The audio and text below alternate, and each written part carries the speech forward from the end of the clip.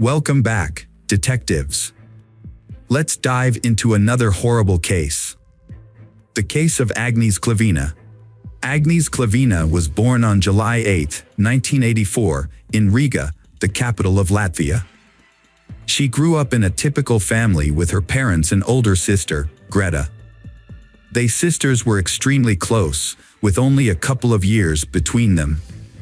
Their parents worked hard to provide them with a good education and support their dreams. Agnese was a lively and outgoing young girl who excelled in school, enjoyed sports, and had many friends.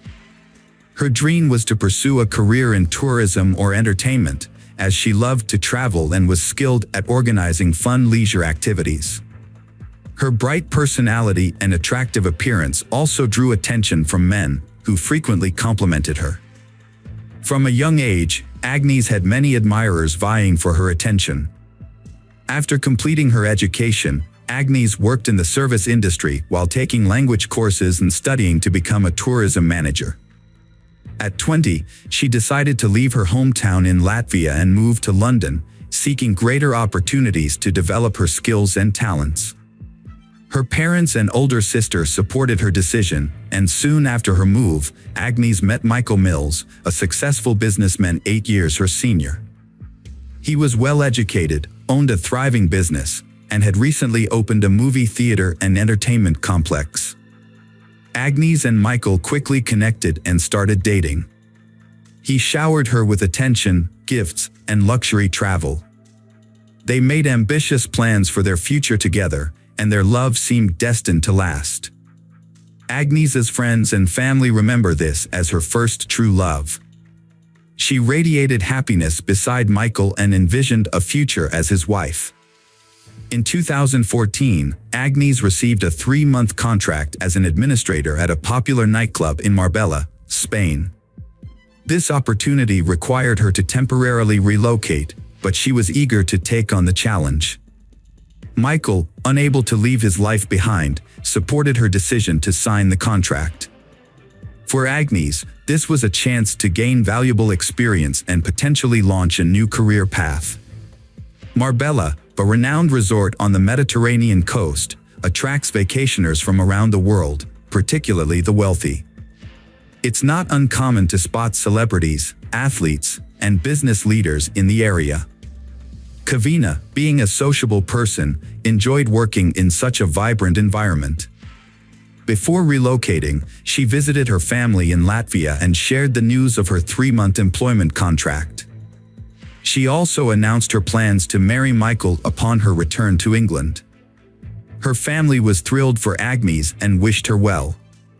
In May 2014, Agnese packed lightly and moved to Spain for the season, while Michael remained in London. They stayed in touch through daily phone calls and video chats, sharing updates about their lives. Agnese was active on social media, posting daily updates, photos, and videos, which drew a large following interested in her life and work. Agnese had a vibrant and busy life, making the most of every day.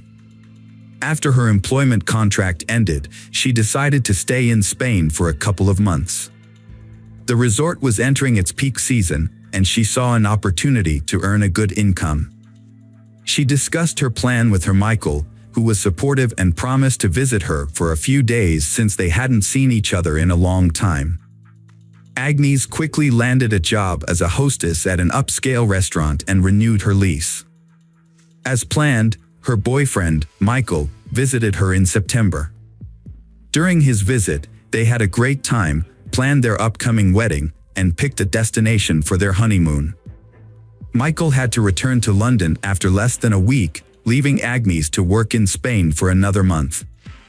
After that, she planned to visit her relatives in Latvia before flying to England to join her Michael.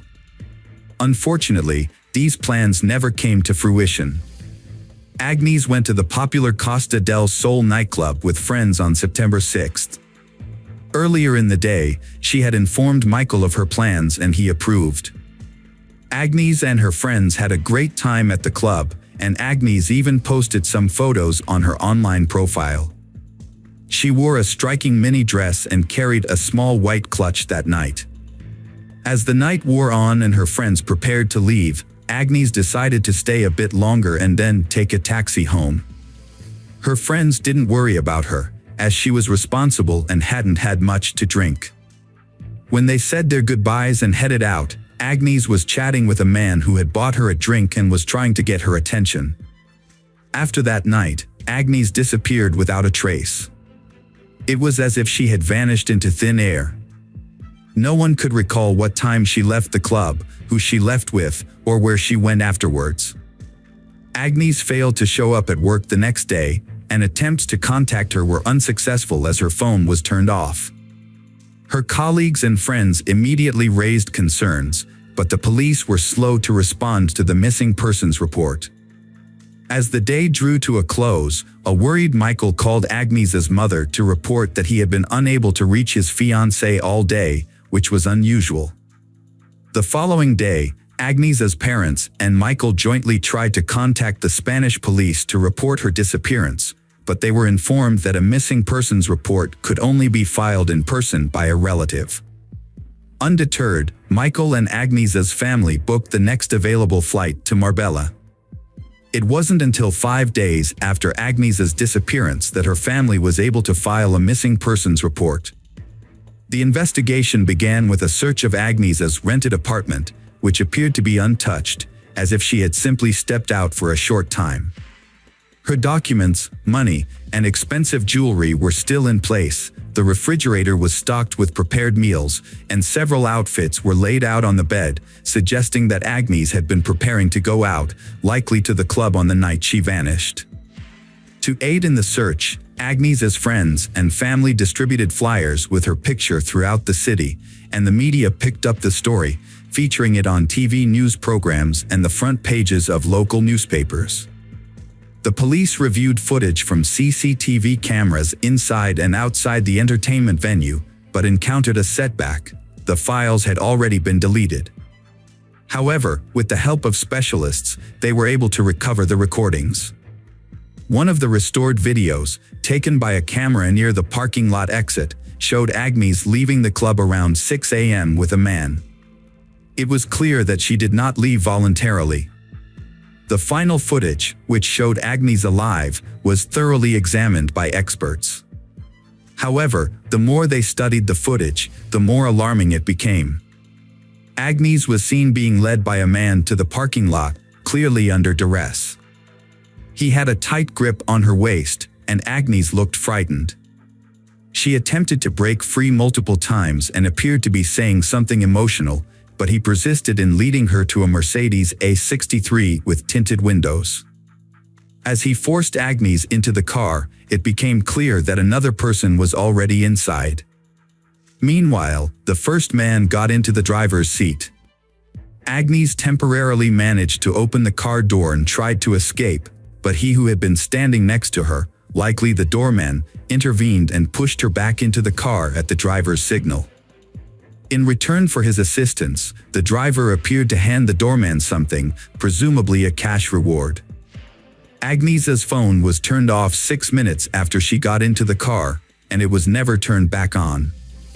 The vehicle's subsequent movements couldn't be tracked because there were no CCTV cameras along the route. It became clear that the men in the cabin were the last people to see Agnese before she went missing. Despite this, the case was shrouded in secrecy from the start. Everyone involved in the investigation signed confidentiality agreements, and information was kept from the press and even Agnese's loved ones.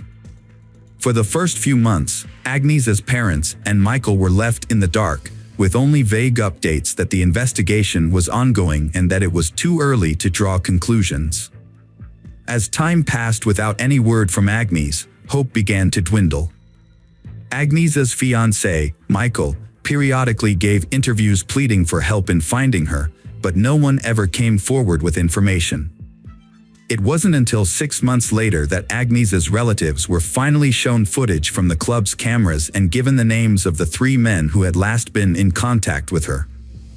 Wesley Kapper, the son of a wealthy British millionaire, was identified as he who forcibly removed Agnese from a club and pushed her into a car.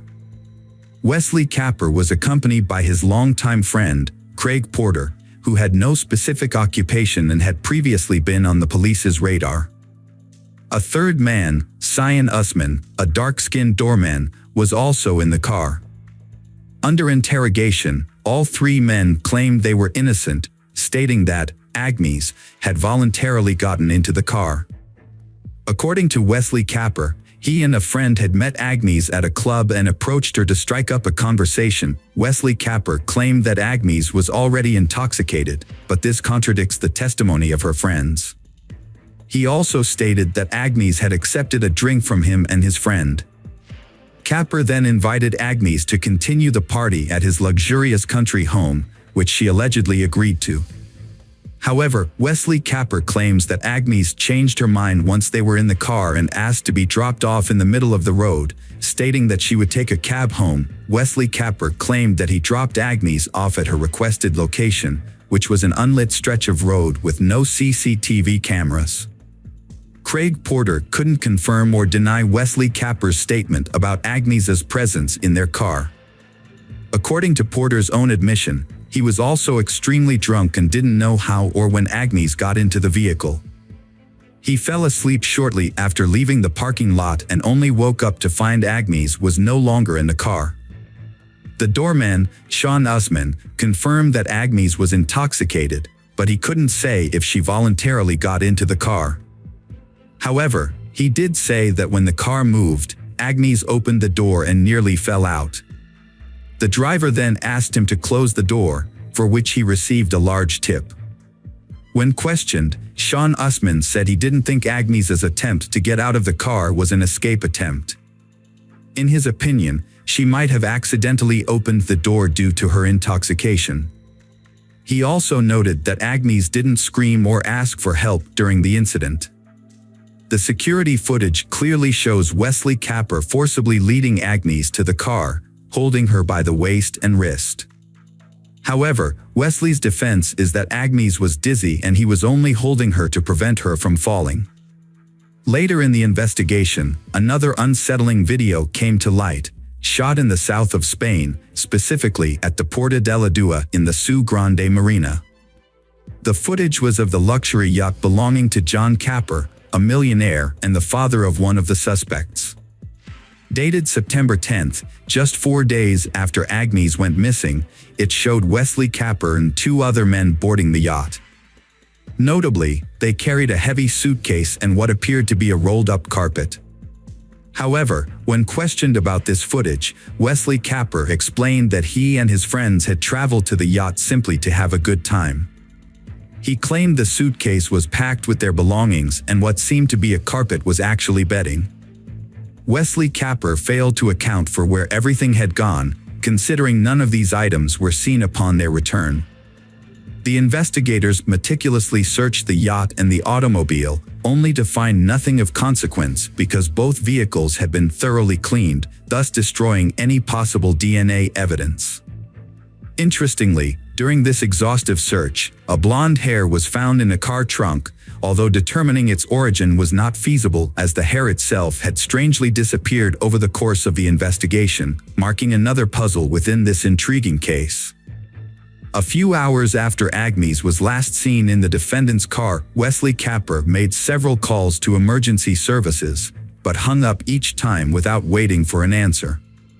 It seemed as though he was afraid or uncertain about what to do. Wesley Kapper claimed he was drunk and made the calls randomly. The lawyer for the Agnese family argued that Agnese was likely already dead, and her body was probably at the bottom of the sea, hidden in the suitcase the suspects had brought on board the yacht. He also believed that the case had been intentionally delayed, giving the suspects ample time to destroy any evidence that could prove their guilt. It wasn't until a year and a half after Agnese's disappearance that Wesley Kapper, Porter, and Usman were finally brought to trial. They were accused of holding Agnese against her will and forcing her into a car. Unfortunately, due to a lack of evidence, no further charges could be made. This decision outraged Agnese's relatives, but the judge stood firm.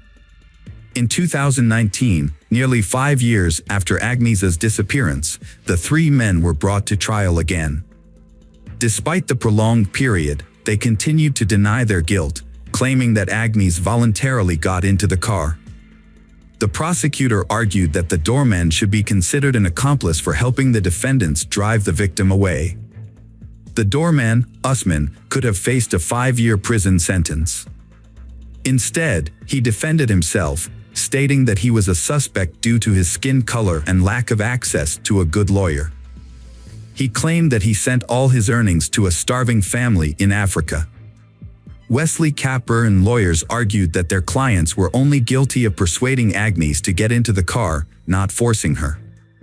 They believed that Agnese was dropped off on the road as requested, but was possibly kidnapped and killed by someone else while waiting for a cab. The judge's verdict was met with surprise and anger from Agnese's relatives, as none of the defendants received any punishment. Usman was acquitted of all charges. Wesley, Kapper was given a 2-year sentence for taking advantage of Agnese's intoxication to coax her into his car, and Porter received a 6-month sentence for aiding Wesley, Kapper's actions. However, they received suspended sentences and did not serve any time in prison. Instead, they paid Agnese's family £101,000 in compensation. Agnese's family was unhappy with the outcome and decided to appeal. It later came to light that the defendants had both committed further offenses while awaiting the court's decision. Wesley, Kapper, who was intoxicated by alcohol and drugs at the time, hit and killed a woman with his vehicle and then fled the scene. Meanwhile, Porter and a friend, who were also intoxicated, stole a car after violently assaulting its owner. Wesley, Kapper received a surprisingly lenient sentence of probation for his serious crime, thanks to his lawyer's skilled defense. As part of his sentence, he paid a substantial amount of compensation to the family of she he had killed in a car accident. In contrast, Porter was not as fortunate and was sent to jail, although the exact length of his sentence is not publicly known. Nearly 7 years after Agnese's disappearance, the prime suspect in her case finally faced consequences. However, it wasn't the law that caught up with Wesley, Kapper, but his own destructive lifestyle. Years of substance abuse took a serious toll on his health. During the -19 pandemic, Kapper was hospitalized, and after beginning to recover from the illness, he suffered a stroke. He passed away on July 26, 2021, at the age of 44. At that time, Agnese's parents appealed to the court again, but unfortunately, the suspect had since passed away and could no longer face prosecution.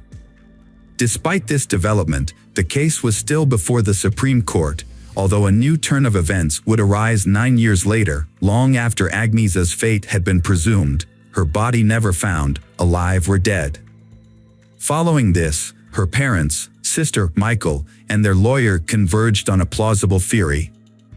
It suggested that the perpetrators had likely disposed of Agnese's body in a suitcase that was secretly boarded on a yacht, eventually dropped in a distant, undisclosed part of the open ocean. In mid-June, a gardener at the exclusive Lido Golf Club in the Costa del Sol region discovered a mysterious object near the coast while cleaning the area. Upon closer inspection, the object turned out to be an old, badly damaged suitcase. The gardener did not attempt to open it and instead called the police. When law enforcement officers opened the suitcase, they found human remains inside. Further examination revealed that the remains belonged to she, approximately 25 to 35 years old at the time of her death. It was also determined that the suitcase had been submerged in water for around 10 years before washing up on the shore. Based on these findings, the police hypothesized that the remains might belong to Agnese, a woman who had gone missing 9 years ago. To confirm this theory, investigators are conducting DNA tests to compare Agnese's DNA with the remains found in the friends. Welcome to our channel. Today we're going to take a look at another horrible case with you. The case of Belinda Temple. 1986 was the year Belinda started her college education in her hometown. Unlike her twin sister Brenda, who attended Steve Austin University, Belinda stayed close to home. Her decision was largely influenced by her relationship with Marshall Kelmy, who was 3 years her senior. Belinda was deeply infatuated with Marshall, and this relationship began during her high school years. However, Belinda's parents were not in favor of this relationship. They feared that being involved with Marshall would hinder their daughter's opportunities for a prestigious education. They also worried about the potential consequences of an early pregnancy, which might lead to Belinda dropping out of college altogether. The disapproval of Belinda's parents led to numerous arguments at home. Belinda's mother was particularly opposed to the idea of her daughter moving in with Marshall before marriage. She made her stance clear by stating, "He is nobody to you. Once you're married, you can move out, but until then, you have a home here." This remark seemed to only strengthen Belinda's resolve. In a bold move, Belinda and Marshall announced their decision to get married during a family dinner. Despite the tension, they shared their plans, which was met with a heavy, uncomfortable silence. Belinda's mother was visibly upset but seemed resigned to their decision, gritting her teeth and remaining silent for the rest of the evening. In reality, Belinda had made up her mind to marry Marshall as a way to assert her independence and prove to her parents that she was capable of making her own decisions. They didn't have a grand wedding celebration. Belinda wore her sister's white dress, invited a few close friends, and she and Marshall signed the papers. Afterward, they strolled around the city, enjoying champagne and each other's company. The next day, Belinda packed her belongings and moved in with her husband, who was still living with his parents. They hadn't planned to rent a separate place. Getting married didn't change much in their relationship. As mentioned earlier, Belinda's primary reason for marrying was to gain independence and stop her mother's nagging. However, her new life turned out to be quite unpleasant. Less than 6 months later, Marshall started spending less time at home, claiming he was working late. In reality, he was seeing another woman. Belinda discovered this when she noticed her husband acting strangely. One day, she waited until his work hours ended and followed him, which is when the truth came to light. She saw Marshall walking hand in hand with a woman she didn't know, likely a colleague. The deceived wife, Belinda, left her husband, Marshall, after discovering his infidelity. She didn't create a scene, but instead packed her belongings and returned to her mother's house. Marshall tried to win her back, but Belinda was too proud to forgive him. They eventually got a divorce.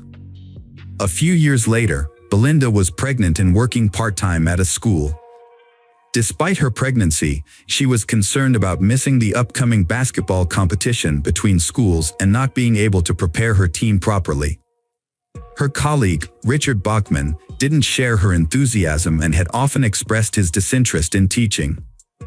Belinda couldn't understand why Bachman, a 40-year-old man who seemed uninvested in his job, still held his position. As a diligent teacher, Belinda noticed that one of her students, Riley Joe Sanders, a high school senior, had been absent from class for months. She reached out to her colleagues to determine if the issue was specific to her class or if Sanders was a habitual truant. Her colleagues told her that Sanders came from a troubled home and rarely attended school, implying that his absences were not Belinda's problem. That evening, Belinda decided to take further action. She visited Riley Joe Sanders' mother, who lived nearby, and had a serious conversation with her. Although the talk seemed to have an impact, it didn't quite yield the results Belinda had hoped for. Sanders began attending class and participating on an equal level with his peers. However, during a basketball game, when Belinda called out Sanders for pushing an opponent and exhibiting poor behavior, he responded with insults and threats, warning her to be careful, especially in the evenings. After her breakup with Marshall, Belinda had nothing left for her in her hometown. She decided to follow her sister to Stephen F. Austin State University. It was there that Belinda found her true calling. Alongside her studies, she worked part-time as a basketball coach and had high aspirations. At the same university, Belinda met David Temple. Like her, he was a part-time coach but for soccer, and he also played for the university team as its captain. Soccer had been an integral part of David's life since childhood, and it was clear even then that he was destined to excel. He consistently performed well for his team, earning the respect of all his teachers.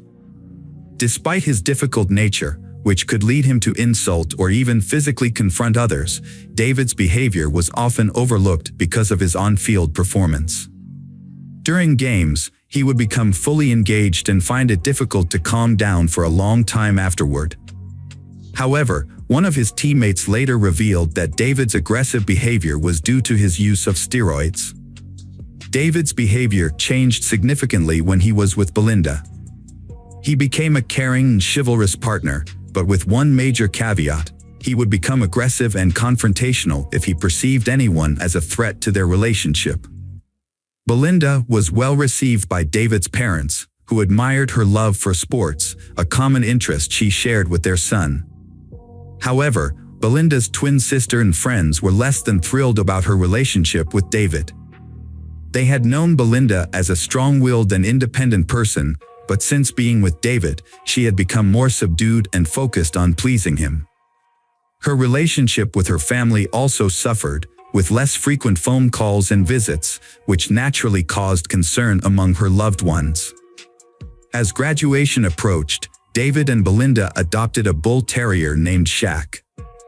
After receiving their diplomas, they got married in 1999.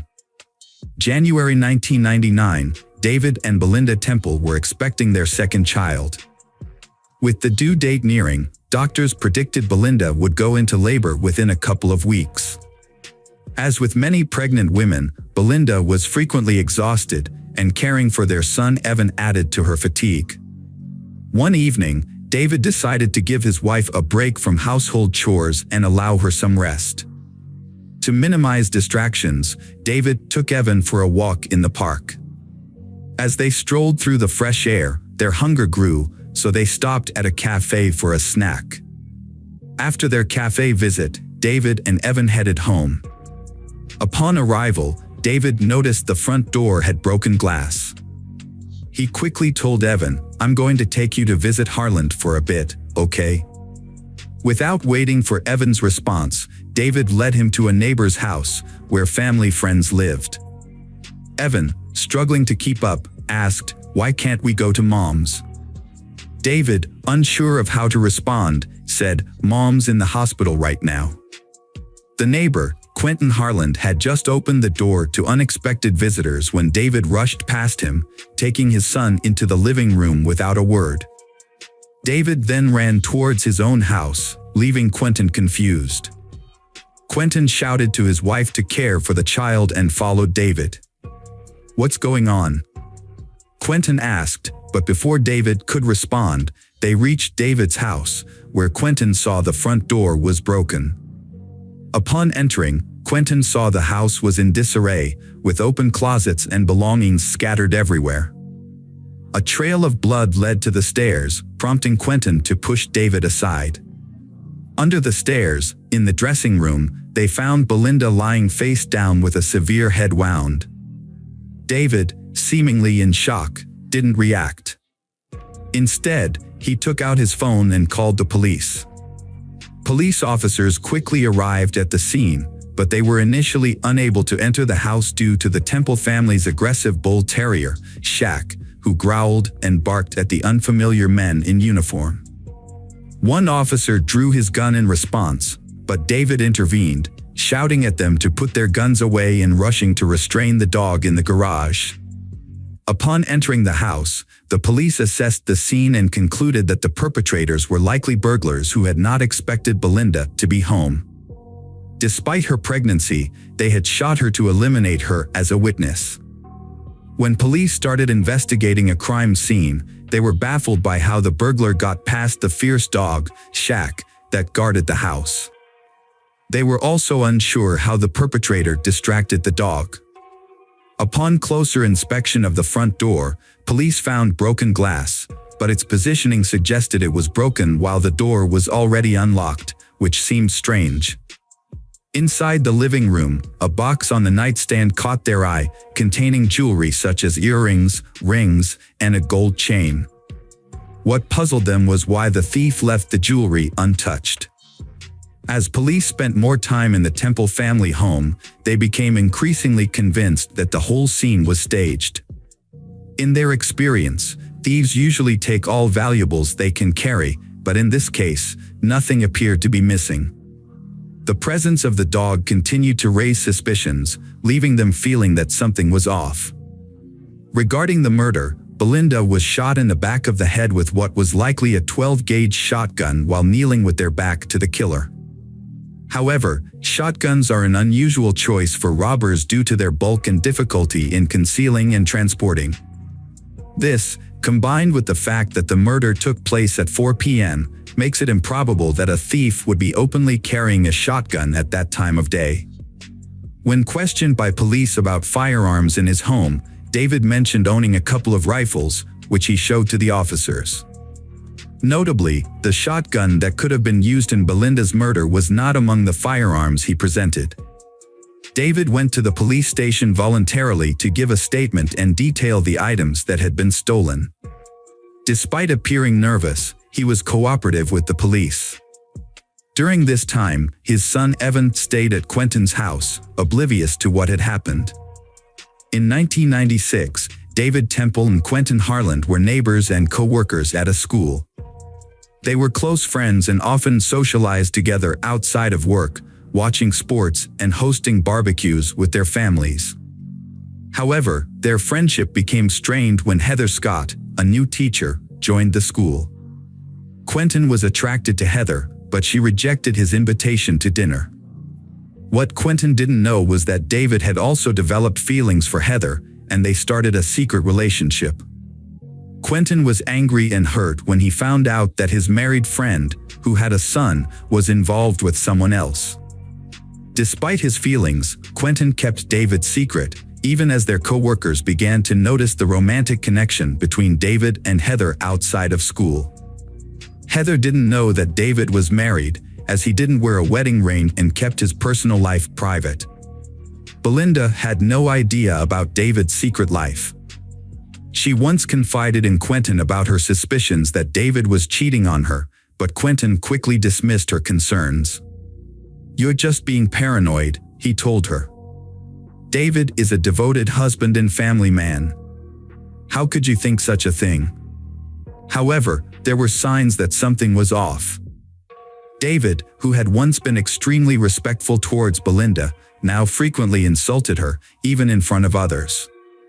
He would call her fat, despite her only gaining a little weight after childbirth, and would often ask her to leave the room when they had guests, implying that her appearance was embarrassing. Belinda didn't stand up for herself or have a serious conversation with David about his behavior. Instead, she cried at night and felt deeply unhappy as a woman.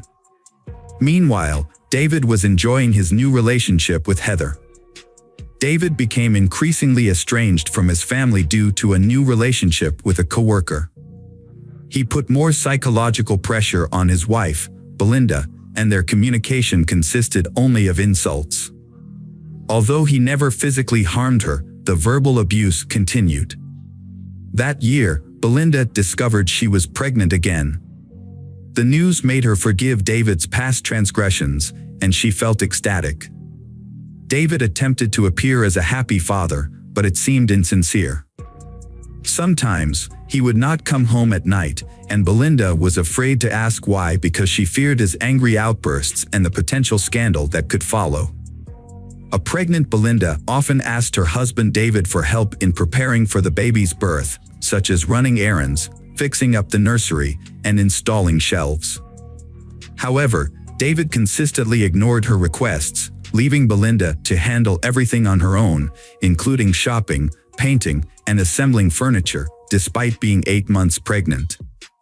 As Christmas approached, Belinda suggested discussing gift ideas with David, but he proposed skipping gifts that year to save money for the baby.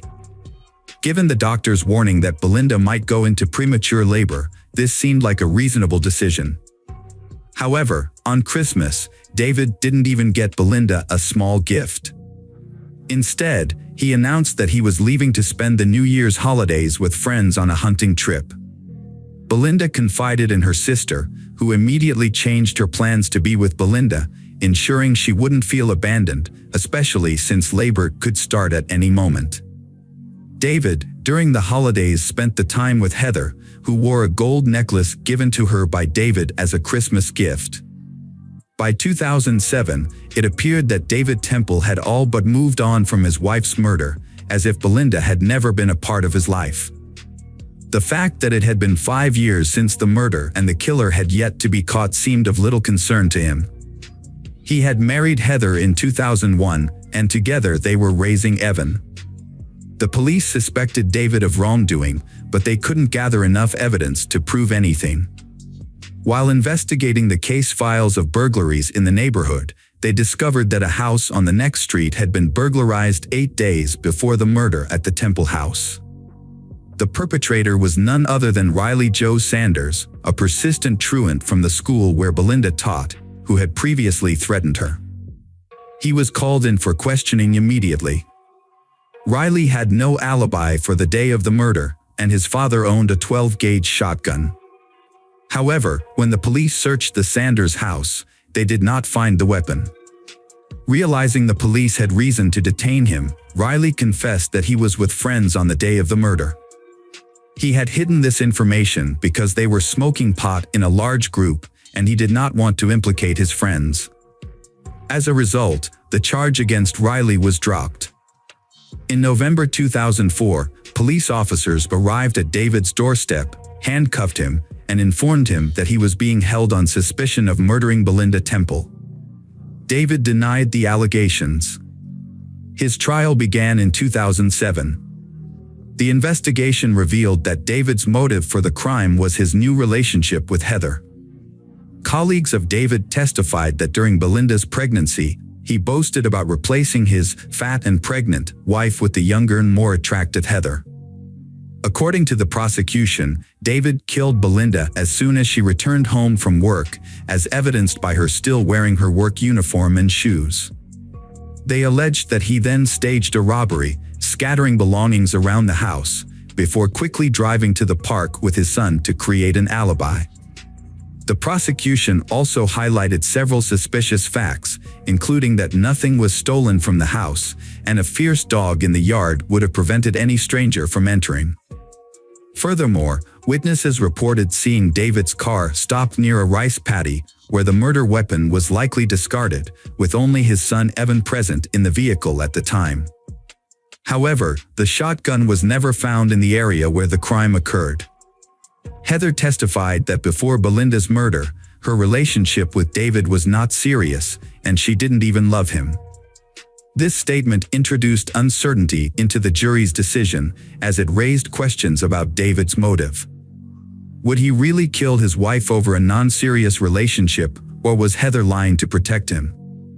In November 2007, David was sentenced to life in prison.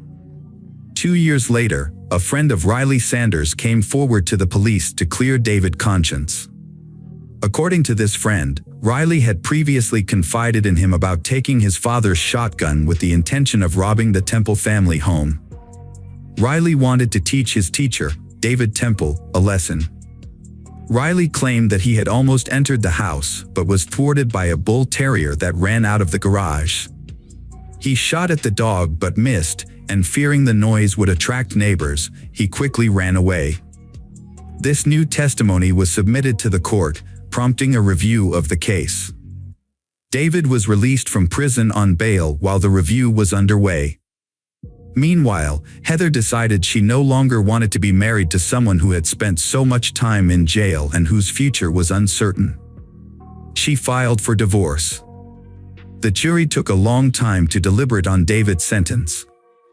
The case wasn't revisited until 2023, when David was still awaiting a final decision on his sentence. David was ultimately convicted and received a life sentence with the possibility of parole after 17 years. Throughout the trial, his son Evan struggled to accept that his father was capable of committing such a heinous crime. Evan continued to support his father until the very end. Hello friends, welcome to our channel. Today we're going to take a look at another horrible case with you. The case of Shanynthia Gardner. Shanynthia Gardner was born in Memphis, Tennessee, in the late 1980s. Shaninthia's childhood was relatively ordinary. She was a beautiful, slender, curly-haired brunette with a talent for music and a creative spirit. She had a gift for composing songs and singing, which earned her local recognition and fame. Her love for music was just one of her passions. In addition to singing, Shanynthia enjoyed fashion and photography. She was a natural in front of the camera and had an artistic eye for capturing everyday moments. Despite her many creative pursuits, Shanynthia was also devoted to charity and her faith. She regularly attended church and prioritized her family's needs. Her life seemed to be on a promising path, filled with potential and possibilities. Shanynthia was 14 years old when she met Dur Clayton through mutual friends. They quickly discovered common interests and became friends. As they grew older and graduated from high school, their friendship evolved into a romantic relationship. They were perceived as a serious and stable young couple, but had some minor run-ins with the law, including traffic violations and disorderly conduct. In 2008, Dur faced a serious accusation of assaulting a woman, although it was allegedly unintentional. Fortunately for him, the charges were eventually dropped. That same year, Shanynthia and Dur began living together, and they had a son. Shanynthia took on a caring motherly role not only to their son but also to Dur's 2 children from a previous relationship. Sonia Clayton, Dur's mother, considered Shanynthia a part of their family, not just she her son loved.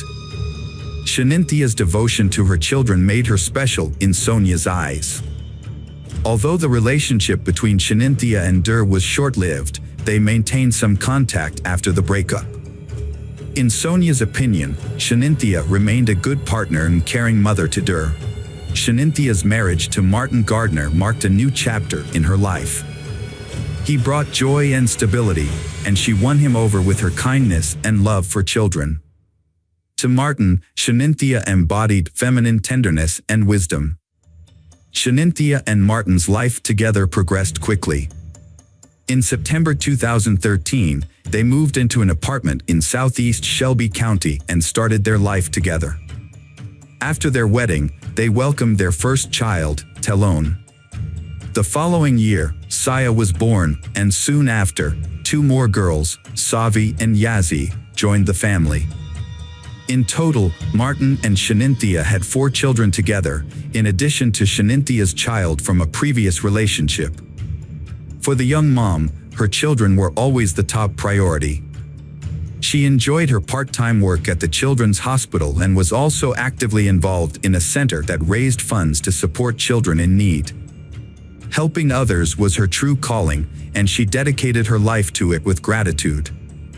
Friday, July 1st, 2016, began like any other ordinary day. At around noon, Shanynthia was speaking with her husband, Martin, over the phone. Her voice remained calm, as it typically was. She told her husband she was going to watch a movie with the kids, giving no indication that anything was amiss on this ordinary day. However, during a quiet conversation between the spouses, a sudden and inexplicable madness took hold of Shanynthia.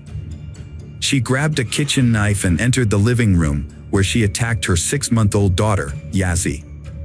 The defenseless baby was caught off guard and her life was brutally cut short by the person she trusted most. The eldest child, at just 7 years old, witnessed this horrific scene unfold before his eyes, unable to fully comprehend the tragedy. Panicked and desperate, he fled the house. Shanynthia pursued him, still armed with the knife, intent on continuing her rampage. She chased after Dur, but his terrified screams caught the attention of the neighbors. A couple of neighbors rushed outside after hearing screams and were met with a horrific scene that would haunt them. Shanynthia stopped attacking Dur when she realized she was being watched. However, the horror was far from over.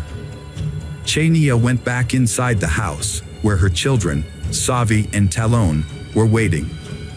In a state of distress, she went upstairs to the bedroom where the younger children were, marking the end of their innocent lives. The witnesses quickly called emergency services, requesting help for Dur and his siblings. At that moment, no one could have predicted the tragic outcome that awaited the quiet neighborhood. When the sheriff's personnel arrived, they were confronted with a gruesome scene. Inside the house, they found 4 lifeless children, covered in blood. The sight was shocking. Shanynthia calmly called her husband, Martin, and confessed to killing their children. The house was now filled with blood and horror. The investigators had obtained a bloody knife. Chaplains and specialists were called in to provide support to Dur, who had endured unimaginable trauma and required immediate attention. The sheriff's department launched a major operation, cordoning off the apartment complex, including the golf area and country club. Shanynthia was taken into custody without bail, and her trial was swiftly scheduled for July 5th. Despite the heinous nature of her crimes, Shanynthia was still a mother and partner, someone who had once nurtured love, care, and joy. A friend of Shanynthia, Michelle Jaiman, actively defended Shanynthia on social media, countering the unjust accusations and emphasizing a key factor: postpartum depression. The case sparked discussions, with Dr. Joel Usman, a psychiatrist at the University of Tennessee Medical Center, noting that mothers killing their children is rare and often linked to mental health problems. Dr. Usman also highlighted the state's insufficient mental health funding, which frequently leaves families without vital support. Dr. Diane Barnes, a specialist in psychology and postpartum health, clarified the distinction between postpartum depression and postpartum psychosis. She emphasized that these are 2 separate conditions with distinct symptoms.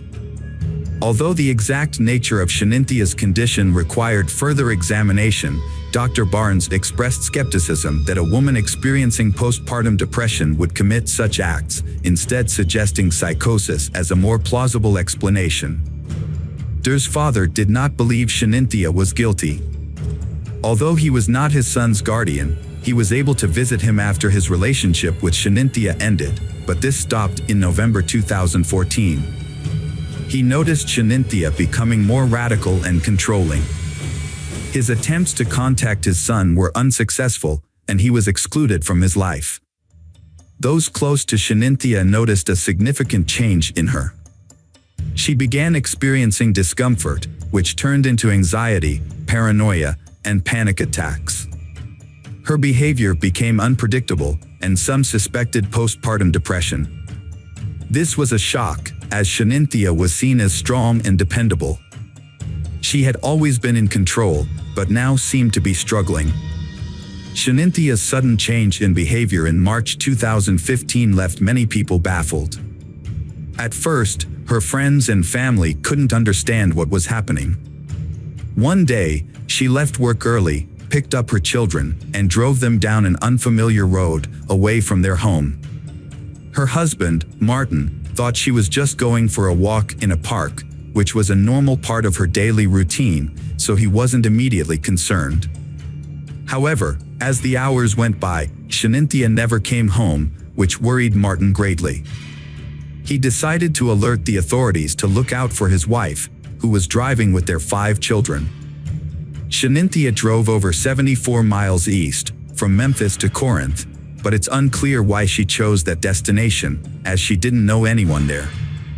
She was later found in the emergency room of St. Francis Hospital, but the police didn't explain how she ended up there. Shanynthia had superficial cuts on her neck and one wrist. If she had attempted to harm herself, her children were the only witnesses, but they were too young to understand what was happening. Eventually, the authorities brought Shanynthia home. However, her behavior became even more unusual after that. She told Martin that someone was threatening her and their family, which shocked him, as she provided no details about the supposed threat or who was behind it. There had been no previous incidents of this kind. When Shanynthia was with family and friends, she began complaining about her job and workload, claiming it made her feel terrible. She soon started saying that some co-workers wanted to harm her. Despite these strange claims, Shanynthia showed no signs of being violent or abusive towards her children or others. The investigation into Shanynthia Gardner's case proved to be a challenging process. Craig Morton, her defense attorney, opted not to discuss the case with the media in its initial stages, deeming it premature for such comments. During the court hearing on July 5, 2016, Shanynthia remained silent, appearing via video link. Despite being questioned by Judge Lambert, she refrained from speaking. Following the trial, Shanynthia was transferred to the Mental Health Institute. Her relatives attended the courthouse but chose not to speak with reporters. Meanwhile, Morton's attorney and prosecutor Jennifer Nichols intended to file a motion to preserve evidence, including information obtained from social media. January 2017 saw Shanynthia formally charged with 4 counts: aggravated child abuse, aggravated murder with a deadly weapon, another count of aggravated child abuse, and child neglect. The investigation into the mysterious and gruesome events continued, leaving the community seeking justice and answers to numerous questions. During the hearing, loved ones of Shanynthia testified about the events of that fateful day. Sonia, Martin's mother, was shocked to learn of the tragedy and rushed to the scene to find her grandson, Der. Initially, she thought something supernatural was involved, but as the shock wore off, she considered possible motives. Sonia wondered if their potential divorce and fear of caring for 5 children alone might have driven Shanynthia to commit the horrific act. The trial was significantly delayed due to Shaninthia's multiple psychiatric evaluations. However, in 2021, the non-jury trial finally commenced. The defense centered its strategy around Shaninthia's mental illness, while the prosecution acknowledged her condition but argued that she could distinguish right from wrong and understood the illegality of her actions. In December 2021, Judge James of the Shelby County Criminal Court rejected the defense's argument, and Shanynthia Gardner was found guilty of all charges. 2 months later, Shanynthia, 34, appeared in court for sentencing, accompanied by her husband Martin. Judge James sentenced her to life in prison for each murder count, plus 15 years for each count of child abuse and neglect. Shanynthia can apply for parole only after serving 51 years. Considering the 5 years she spent in prison before sentencing, she will be eligible for parole in approximately 46 years, at the age of 80. After the sentencing, the prosecutor expressed agreement with the decision, citing that it aligned with their goal of achieving justice for Martin and his children. Upon hearing the verdict, Martin felt a sense of relief knowing that Shanynthia would no longer be able to harm any more children. An evening vigil was held at the apartment complex where the family lived, attended by neighbors, family members, and law enforcement officers. The gathering was a tribute to the innocent victims, with attendees holding red and white candles and offering prayers for the departed souls. The Reverend Pastor of the Baptist Church emphasized that the vigil marked the beginning of the community's healing process. He noted that those present were united in their desire to support the surviving baby and his father during this challenging time. Der did not attend the memorial ceremony, with his grandmother Sonia explaining to the media that he was too consumed by anger to participate. The president and CEO of the Children's Hospital where Shanynthia worked extended condolences on behalf of the hospital staff. Martin's colleagues created a social media account to support him with the funeral arrangements for his 4 children. At the ceremony, Martin displayed remarkable strength and dignity in his speech as he shared a few words about his children and family. He concluded by emphasizing that his home was once filled with happiness when his children and Shanynthia were present, and that he would always cherish this memory. Hello friends, welcome to our channel. Today we're going to take a look at another horrible case with you. The case of Samadi Fonseca Fernandez. Samadi was born in Costa Rica in February 1975. Her family and early life are not well documented. She spent her childhood in an area called Cuba, where she lived with her mother, Sonia Fonseca. Samadhi attended a local school, where she demonstrated a challenging and conflicted personality from an early age. She had difficulty accepting rejection and often used force or deception to get what she wanted. People who knew her recall that Samadhi's striking appearance and perfect figure made it easy for her to charm men, but she struggled to maintain relationships. Her beauty and charisma were matched by her greed and vanity, which led her to prioritize material wealth and self-interest above all else. This attitude often discouraged potential partners. Additionally, Samadhi became intensely jealous and aggressive after brief relationships.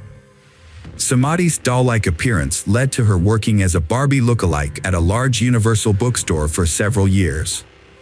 This earned her a flattering nickname that stuck with her throughout her life. After high school, Samadhi had in love with a successful local TV journalist named Osvaldo Fernando Ballery, who was 16 years her senior. Samadhi had a long and serious relationship with Osvaldo, with whom she had 2 children, Christopher and Christina. However, due to constant scandals and jealousy, they separated in 2012. After Osvaldo's sudden death, it was discovered that he had not included Samadhi in his will. Samadhi took matters into her own hands and seized Osvaldo's house, changing the locks to prevent his relatives and heirs from entering. She also took some valuable items that belonged to Osvaldo. His family members were outraged and went to court to accuse Samadhi of theft. The police eventually forced Samadhi to leave the house, but she was not charged with a crime. Samadhi had other relationships, including one with Miguel Angel Perez, with whom she had a daughter named Maria. This relationship was reportedly official, but ended in divorce after a few years. Samadhi allegedly gave her youngest daughter her lover's surname without his knowledge or consent, contradicting claims that she was unmarried at the time. Interestingly, some of her lovers have mysteriously disappeared or died under unclear circumstances, yet this trend went unnoticed for a long time. For instance, one of Samadhi's lovers went missing shortly after deciding to end their relationship with the reportedly temperamental and aggressive woman. Despite relative suspicions of her involvement, his disappearance remains unsolved due to lack of concrete evidence. Another former lover, Diaco, met a tragic end after breaking up with Samadhi. His murder was initially attributed to a botched robbery, but the perpetrators were never caught. Speculations about Samadhi's role in the crime persisted, albeit without solid proof. Her most notable alleged victim was Gerardo Cruz, a Costa Rican native born in December 1992 in San Jose. Gerardo never knew his biological father, who left the family before his birth. His mother, Ana Patricia, later married Hermes Rodriguez, who adopted and raised Gerardo as his own. Gerardo's younger sister, Milena, was born a few years after him. He had a peaceful and carefree childhood and youth. Gerardo attended a regular school, enjoyed motorcycles, and met his true love, Carol, at a young age. By 23, he, Carol, and their 4-year-old daughter Genesis moved into his aunt and uncle's house in San Sebastian, a suburb of the city. Gerardo took a job at a local bakery to support his family. They were happy, especially with the news of a second child on the way. In the summer of 2015, Gerardo met Samadhi, a 40-year-old woman who regularly visited the bakery. She was attractive, fashionably dressed, and flirtatious. As Samadhi aged, she began to have relationships with younger men, likely flattered by their attention. Despite their nearly 20-year age difference, Gerardo became infatuated with Samadhi and started secretly meeting with her. She visited the bakery almost daily, catching the attention of other employees. Samadhi often brought her 19-year-old daughter, Christina, to the bakery. Initially, Gerardo balanced his family life and secret meetings with Samadhi without either woman knowing about the other. However, Gerardo soon let his guard down, boasting to friends and colleagues about his relationship with Samadi, describing her as a terrific mistress who spoiled him with gifts. Rumors about Gerardo's affair soon reached his mother, who attempted to persuade him to end the relationship. The affair was short-lived, ending in October 2015, when Samadi discovered that his mistress, Gerardo, was married with a pregnant wife and a young daughter. Upon learning this, Samadi became enraged. She began harassing Carol, Gerardo's wife, with threatening calls and messages, warning her that Gerardo would be harmed if he didn't return to her exclusively. Gerardo apologized to his wife and reconciled, keeping their family intact. He underestimated Samadi's malice, thinking she would move on and calm down after the breakup. However, Samadi's vindictiveness was more intense than Gerardo anticipated. Shortly after the breakup, Gerardo witnessed a disturbing incident. While walking downtown, Gerardo noticed an older man secretly filming under a young girl's mini-skirt with his phone. Outraged, Gerardo took out his phone to record the scene. He then approached she, told her what was happening, and advised her to report the incident to the police. Gerardo chased the man for about 2 minutes, trying to get a clear shot of his face on camera. During the chase, Gerardo asked loudly if the man was enjoying taking photos of his sister's underwear without their consent. The man eventually jumped into a taxi and escaped. That night, Gerardo posted the video on his social media page, and it quickly went viral. Internet users identified the man as Luis Somano Delgado, a former Ministry of Finance employee. As a result, Gerardo became a national celebrity, giving daily interviews to newspapers and appearing on TV and radio shows. He condemned Delgado's actions and stated that he had no regrets about exposing him. However, Delgado's lawyers began working against Gerardo, accusing him of violating the law by distributing the video. They prepared a lawsuit against him, which left Gerardo surprised and confused. He couldn't understand why he was being judged for exposing his actions, rather than the man being held accountable for his behavior. Gerardo's last interview was on October 7th at a local radio station. Feeling confident and believing he had nothing to hide, he spoke openly. The following day, Gerardo had plans to meet his friend Oswald after work, but he suddenly canceled, citing an unexpected emergency. It was later revealed that he had received a message from Samadi, luring him to the park that evening under the pretext of another interview. Gerardo had no reason to suspect anything was amiss and trusted his former lover. After finishing work, he went to the agreed meeting point, but instead of journalists, 2 unknown men were waiting. They took his bag, assaulted him, stabbed him multiple times in the chest and stomach, and then fled. Before losing consciousness, Gerardo managed to call a friend and report the incident. The friend immediately alerted the police and medical services. Thanks to the swift response, Gerardo was rushed to the hospital, where doctors fought to save his life for 42 days. He underwent numerous operations, but unfortunately, they were unable to save him. Gerardo passed away on November 19th in the intensive care unit. Initially, multiple theories emerged about the crime. The first theory suggested it was a robbery murder. Gerardo was indeed attacked in a park at night, his bag was stolen, and he was stabbed with a knife, which made it appear to be a typical theft. However, just a few days before, Gerardo had released a sensational video that compromised a well-known former government official, leading to a second theory, that the murder was an act of revenge. The media openly speculated that the former government official may have hired hitmen to kill the young man who had damaged his reputation. The murder sparked intense debate in the press, with protesters demanding that the perpetrators be caught and brought to justice. The police explored various theories, searching for other potential enemies of Gerardo. For months, the investigation stalled. However, in May 2016, a breakthrough came when footage from a street surveillance camera was discovered. The video showed two men fleeing the scene where Gerardo was fatally attacked.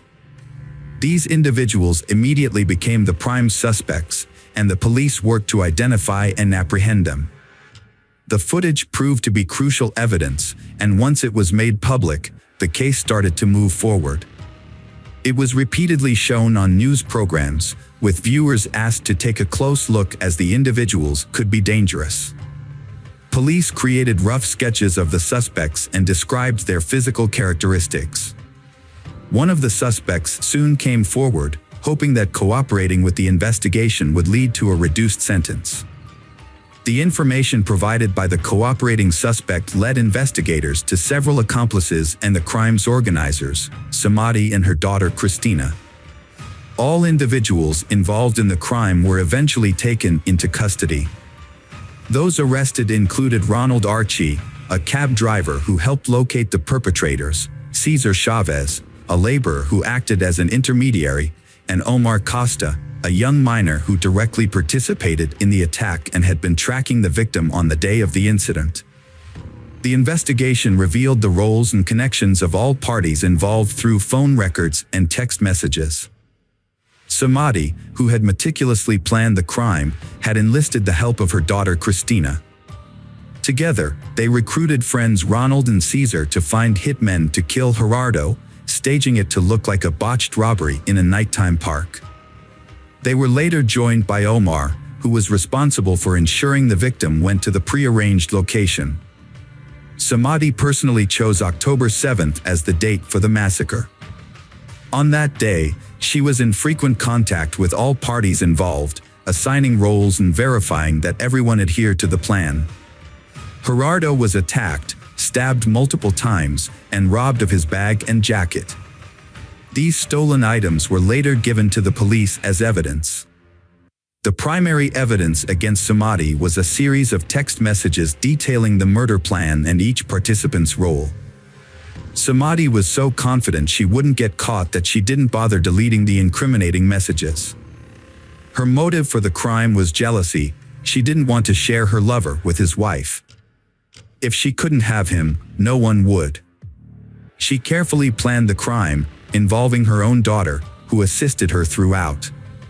Samadhi and her daughter were immediately arrested, with no possibility of bail due to the risk of them fleeing the country. Their accomplices were also detained, except for Omar, the youngest participant, who was handed over to juvenile authorities.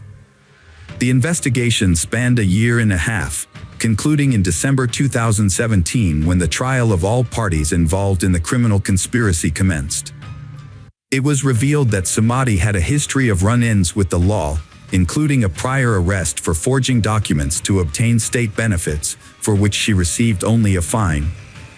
New information also emerged about Miguel Angel Perez, ex-husband of Samadhi. It was discovered that Samadhi had given their child Perez's surname without his consent. She then successfully petitioned the court to order him to pay child support, which he did for over 3 years. However, it was later uncovered that the entire process had been fraudulent. As a result, Samadhi was sentenced to 3 years in prison and a substantial fine. During the trial, Gerardo's wife testified that she had been aware of his affair with Samadhi. She stated that Samadhi had threatened Gerardo with death, but he had not taken these threats seriously. The primary motive behind the crime, as previously stated, was Samadhi's jealousy and wounded pride, stemming from her inability to accept that her younger lover had chosen to remain with his wife. Thanks to phone records, it was discovered that the mother and daughter had planned the crime together. Additionally, after the release of the CCTV footage showing the killers, Christine had a nervous breakdown. She called her mother, sobbing, and was close to going to the police to confess. However, her mother calmed her down, assuring her that the investigation would not lead to them. The verdict was announced on January 23, 2018. According to the court's decision, Samadhi was sentenced to 30 years in prison, while Christina, Ronald, and Cesar each received 25-year prison sentences. One of the killers was sent to a juvenile detention center, and the other had not been found at the time. Omar, who had been stalking the victim, was acquitted. The victim's family was awarded $140,000 in compensation for their loss. After the verdict, the family expressed gratitude to the court for the fair punishment of Gerardo's killers. However, it soon became known that Samadi and Christina's lawyers had filed an appeal to reduce their sentences. As a result, each participant's sentence was reduced by 5 years. Samadi is currently serving her 25-year sentence in a Costa Rican women's prison. Welcome to our channel. Today we're going to take a look at another horrible case with you, the case of Kelsey Smith. Kelsey Smith was born on May 3, 1989, in Overland Park, Kansas. Kelsey was the third of 5 children in a close-knit family. Her parents, Gregory and Missy Smith, raised her alongside her siblings, Steve, Lindsay, Kat, and Zach. Gregory Smith, the family patriarch, was a retired U.S. Navy veteran and had served in the police force for over 20 years. He was enjoying his retirement after a long and dedicated career. Kelsey grew up in a loving family environment, close to all her siblings. Kelsey's mother, Missy Smith, has dedicated her life to health care, working at a local hospital for many years. Despite her busy career, she has managed to balance work and family life well, raising her children and creating a warm family environment. Kelsey has been an active, outgoing, and creative child since she was a child. She enjoyed singing, dancing, and playing musical instruments, which she learned in music school. She was also active in school theater and choir performances. Kelsey is also passionate about sports, especially gymnastics and soccer. She often attends sporting events with her father and brother, cheering on her local team. With a great sense of humor and many talents, Kelsey has left a deep impression on those around her. Her love for animals, which began in childhood, inspired her dream of becoming a veterinarian after college. During her senior year of high school, Kelsey found work at the local symphony orchestra, where she played the clarinet at various city events. Through this job, she set a goal of saving enough money within 6 months to buy her first car, a 1987 Buick Regal. Although her parents were concerned that the car was an older model, they offered to contribute to the cost so that Kelsey could buy a newer car from the family budget. However, Kelsey was determined to buy her first car herself, using only her own savings, so she turned down their offer. The Kelsey family prioritized providing their children with a well-rounded education, focusing on education and personal development. They also instilled in their children a strong sense of discipline. The family had clear rules that everyone followed without exception, including sharing their plans and notifying each other if they would be out late. Kelsey demonstrates her adherence to these rules by being punctual, sharing her whereabouts with her parents, and informing them of her social activities. During her senior year, Kelsey began a romantic relationship with John Beer Smith. She describes it as deeply in love and like the relationships depicted in books or movies.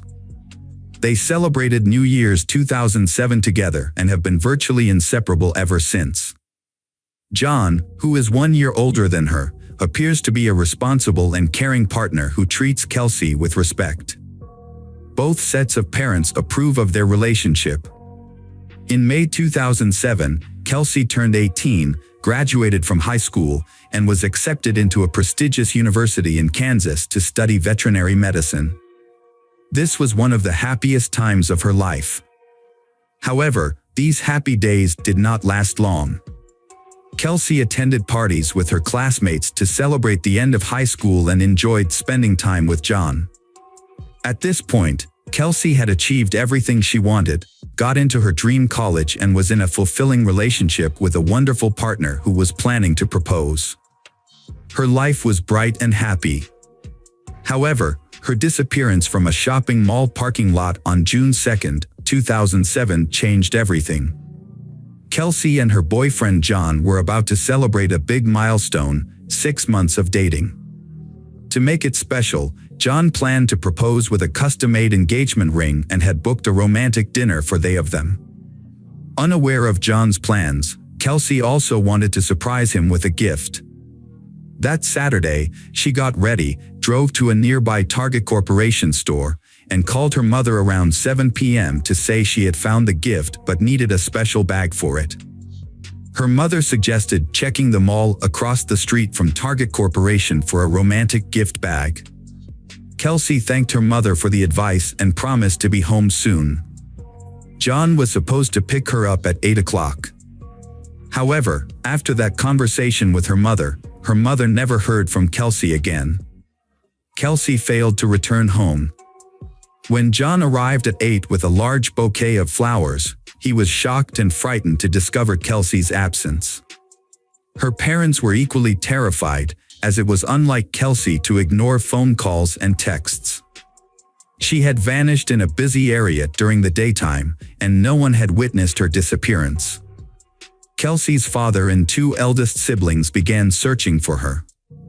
They found her car parked at the Oak Park Mall, which gave them a glimmer of hope that she might still be inside the mall for some unknown reason.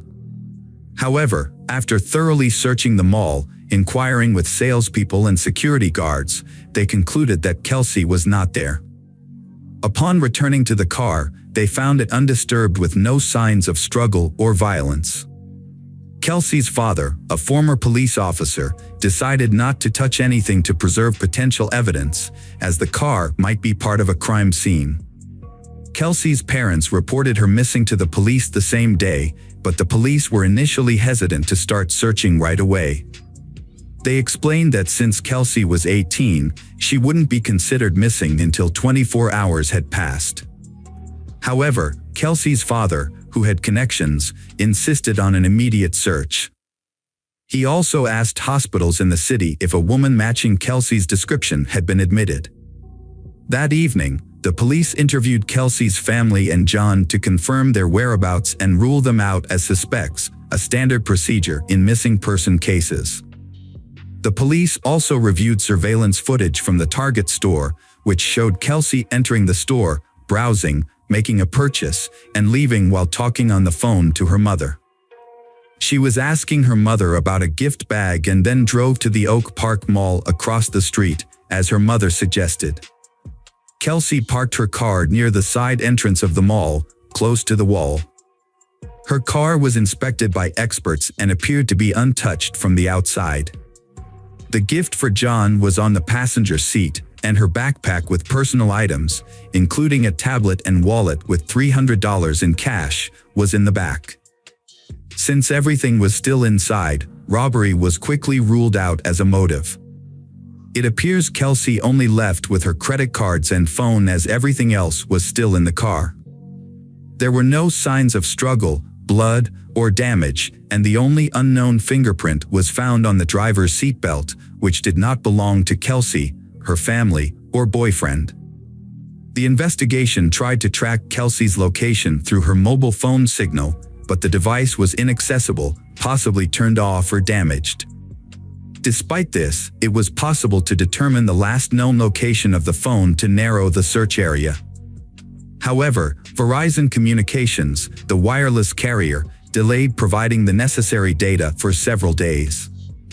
Instead of refusing to cooperate, the company kept promising to look into the matter, which effectively slowed down the process. In 2007, telecom companies were permitted to keep subscriber information from law enforcement, including police and FBI, without a court order. They based this on data protection laws. Not even situations where someone's life was in danger were exempt from this rule.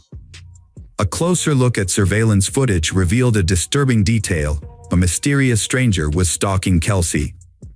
The man initially did not attract attention because he kept a safe distance and did not interact directly with Kelsey. He was a Caucasian man between the ages of 20 and 25 with dark hair, short and a light beard, wearing a plain white t-shirt and black shorts. He followed Kelsey into the Target store about 30 seconds and continued to follow her from a distance as she browsed the various sections. The surveillance cameras captured his movements, and his behavior was later described by the prosecution as similar to a predator stalking its prey. After Kelsey left the store, the man followed her to the Oak Park parking lot in his Chevrolet truck, waiting until she was alone. It's possible that he overheard her conversation with her mother, as he was standing close by while she was on the phone. This may have allowed him to learn about her plans to visit the nearby shopping center. Unfortunately, Kelsey had parked her car in a poorly lit spot, next to a side door and a storage area, which made it difficult for the cameras to capture what happened next. As Kelsey sat in her car, the man parked his truck beside her and got out, wearing the same white t-shirt and black shorts. The stranger came up to her on the driver's side and, likely threatening to harm her, forced her to get behind the wheel of his Chevrolet. The truck then drove away in an unknown direction. Due to Gregory Smith's connections and experience, he believed that the more attention and coverage the case received, the higher the chances of finding their daughter and bringing the perpetrator to justice. As a result, the story was featured in both national and international media, including the popular show America's Most Wanted. When surveillance footage showed the stranger following Kelsey, the clearest images of his face were broadcast on the news, urging viewers to come forward if they recognized him. The police received calls from people claiming to have seen the man in various cities and states, although most of these reports turned out to be incorrect. Each lead was investigated. On June 6, a woman named Mrs. Miggs called the police, stating that she recognized her neighbor, Edwin Hall, from the footage. Initially, she had hesitated to report it due to doubts, but the information about the truck removed her last doubts, as Edwin owned an old 1970s Chevrolet. On June 6, 2007, two significant events occurred in the investigation. The police received crucial data from Verizon Communications about the last known location of Kelsey's phone signal. This information pinpointed a specific cell tower, allowing the police to establish a 1.1-mile search radius to the north. Within 45 minutes of starting the search, Kelsey's body was found in the brush near Longview Lake, Missouri, about 30 meters from where she was abducted. The medical examiners determined that she had been brutally assaulted and strangled with her own belt. Kelsey's body was discovered without clothing, except for the belt used to strangle her. Her body was carelessly discarded in the bushes, partially covered with dry branches. Over the 4 days it lay exposed to the June sun, her remains were severely disfigured by insects and wildlife, making them almost unrecognizable. Despite the state of her remains, the examination confirmed that the body was indeed Kelsey Smith. The second major event on June 6 was the arrest of the main suspect. When police arrived at his residence, he remained calm and acknowledged that his friends called him Jack. He agreed to provide a statement at the police station. During the interrogation, Edwin Hall claimed he had never seen Kelsey before, even when shown a photograph of her. When presented with surveillance footage from the store that showed him following her, he insisted that he had only visited Target for personal reasons and hadn't noticed her. He suggested that their appearance together in the footage was just a strange coincidence. Despite being shown irrefutable evidence, Edwin seemed confident that he had covered his tracks and couldn't be held accountable. He had thoroughly cleaned his van and had used protection during the assault, leaving no DNA evidence behind. However, Edwin agreed to cooperate with the investigation and provided his DNA sample and fingerprints. A crucial piece of evidence emerged when his fingerprints matched those found on Kelsey's car's seatbelt buckle. A thorough search of his home also revealed a hidden air pistol with Kelsey's DNA on the barrel. Edwin was officially charged with abduction, assault, and murder. A jurisdictional issue arose, as Kelsey was abducted in Kansas but her body was found dead in Missouri. This was important because it affected the potential sentence. In Missouri, Edwin faced the possibility of a capital punishment trial and sentence. Edwin realized the seriousness of his situation and, after consulting his lawyer, decided to confess to the crime and provide details in the hope of a reduced sentence. He described how he had noticed Kelsey entering the store and followed her, getting close enough to overhear her phone conversation about visiting the shopping center across the street. Edwin waited until Kelsey was alone, then followed her to the adjacent parking lot. He was pleased when she parked in a secluded spot near the side entrance. He got out of his vehicle, armed with a pistol, and waited for Kelsey to return to her car. As she was getting into the driver's seat, he prevented her from closing the door. Kelsey had already pulled out the seatbelt, and Edwin allowed her to buckle up, leaving his fingerprint on it. Edwin then put the pistol barrel in Kelsey's mouth, threatening her to move to his vehicle's driver's seat. Kelsey drove Edwin's truck while he aimed the gun at her and gave her directions. When they reached a remote area at the state border, Edwin ordered Kelsey out of the truck and led her into the bushes. There, he assaulted and strangled her with the belt, then covered her body with branches. He thoroughly cleaned his truck to eliminate any evidence of Kelsey's presence, including fingerprints and DNA. He then hid the pistol, which had Kelsey's saliva on it, in his home, believing it would never be discovered. When questioned about his motive, Edwin failed to provide a clear answer, instead making a comment about the victim's physical appearance. During the investigation, several other women and girls came forward, revealing a pattern of abuse and harassment by Edwin. Further investigation uncovered more instances of Edwin's wrongdoing, including coercing a 14-year-old neighbor into intimacy, harassing a waitress, and fleeing a restaurant without paying. These findings led to additional charges, including corruption of a minor, harassment, and theft. Edwin's lawyer attempted to garner sympathy from the court by highlighting his client's troubled childhood, past victimization, and unstable upbringing. Despite these efforts, the defense was unsuccessful. Edwin's lawyer was the only person to speak in his defense and show support. Notably, Edwin's wife attended all court hearings but chose not to defend her husband, instead sitting quietly in the background. On September 16, 2008, a Johnson County judge sentenced Edwin Hall to 27 life sentences without parole.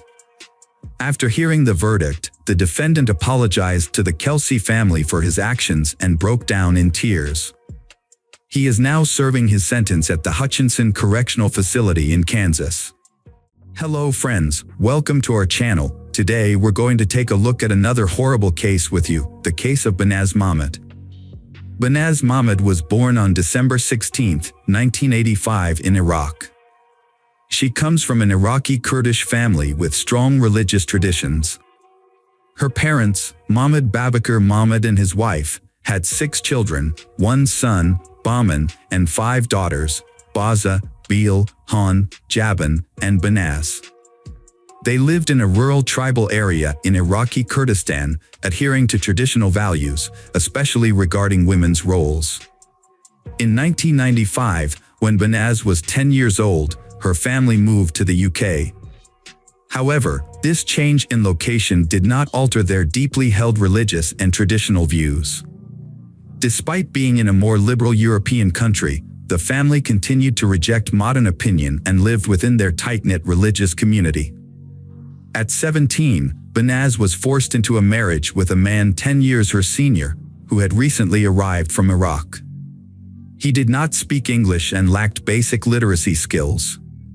Behnaz having met her future husband only 3 times before the wedding. Behnaz, described as a girl with brown eyes, long dark hair, and a kind smile, followed tradition and moved into her new husband's home, despite him being a stranger to her. From the start, Behnaz suffered physical and emotional abuse at the hands of her husband. Despite having lived in the UK and being aware of her rights, she was trapped in a cycle of violence. She tried to leave her husband multiple times, but her family forced her to return, as it was considered a disgrace for the entire Mahmud family. With no support from her relatives, Behnaz turned to the police twice, but they failed to take action, leaving her vulnerable to further abuse. In July 2005, after 2 years of marriage, Behnaz finally escaped her husband's house and returned to her parents' home. After leaving her husband, Banaz felt a sense of freedom. She met Rahmat Soleimani, and they fell deeply in love. However, they had to keep their relationship a secret. They would only communicate twice a day, exchanging messages in the morning and evening.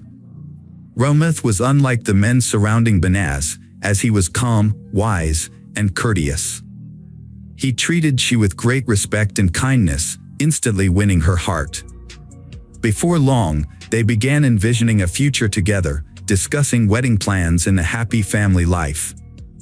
They even chose names for their potential children. These joyful dreams brought Banaz happiness and gave her the strength to cope with the hatred and aggression from her family. In early October 2005, Banaz was walking down the street when she noticed a car following her. She recognized the people inside as Kurdish migrants sent by her father. Knowing her family's history, Banaz became terrified for her safety. On October 10, 2005, Banaz visited the police station again. During a 2-hour conversation, she shared detailed information about her life with her husband, including the physical abuse she suffered, her family's resentment, and the recent surveillance. She told the police that her husband had repeatedly beaten her, and during one incident, he nearly knocked out her tooth because she dared to call him by his first name in public. Banaz had previously informed the police that she feared for her life, but her concerns were ignored. The police failed to investigate her claims, neglecting to interview her family and husband to verify the accuracy of the information. She was told to contact them again if she felt threatened. Banaz and her boyfriend, Rahmat, secretly met for about 2 months without being detected. However, in early December 2005, they were spotted by members of her family near a London subway station. This information was immediately reported to her father. That evening, her male relatives gathered at the family home, where they discussed her actions and deemed them unacceptable. Her uncle, Ari Mahmud, declared that Banaz should be killed to restore the family's honor. Banaz overheard this conversation. Following this, Banaz went to the police again and explained that she had been under surveillance for months. She also told them that her family intended to kill her. She provided a list of 5 family members who were involved in the plot, but the police did not take her seriously. A serious mistake was made, which led to Banaz's disappearance. To uncover her fate, investigators must untangle a complicated network of lies, violence, and disregard for the truth. 2 weeks later, Banaz's father deceives her into visiting a relative's house, promising to discuss her divorce. Upon arrival, he forces her to drink brandy and leaves her alone in a room with the TV on. As she turns around, she sees her father putting on rubber gloves and reaching for a rope. Realizing her life is in danger, Banaz rushes to the front door, but it's locked. To escape, she breaks a window, cutting her hands on the shards. Banaz manages to reach a nearby cafe, where she collapses. Paramedics arrive and take her to the hospital, where the police are called. When Banaz regains consciousness, she contacts Rahmat and asks him to come. After being discharged from the hospital, Banaz moves in with Rahmat Soleimani. They celebrate the start of 2006 together and are happy. However, by mid-January, the Mahmud family begins to pressure Banaz to return home, supposedly to mend their relationship and discuss her marriage to Rahmat. Banaz trusted her parents and agreed to return to her father's house, believing her mother would protect her if her father became violent. To be safe, Banaz went to the police station again and gave a full statement, including the names of people she thought might harm her. Despite her fears, she returned to her family home. On January 22, 2006, Rahmat was attacked by 3 men in the street who tried to force him into a car. He managed to fight back and reported the incident to the police.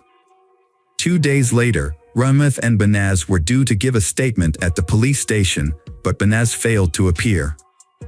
Rahmat attempted to reach Banaz Mahmud, but lost contact with her after she vanished upon returning to her family's residence. Rumeth, who had been in constant touch with Banaz, grew increasingly worried and filed a missing persons report with the police. After numerous appeals, the police finally took action. The disappearance of Banaz Mahmet sparked an investigation led by the Homicide and Serious Crime Directorate, with Chief Inspector Caroline Good at the helm. Initially, it was suspected that Banaz was being held captive in a house within the community. To locate her, Inspector Good organized an extensive search of linked to the Mahmet family. Banaz's father, uncle, and ex-husband were brought in for questioning as suspects. The police also began searching for 3 other men listed by Banaz in December 2005, Omar Hussein, Muhammad Ali, and Mohammed Hama, all of whom were her cousins.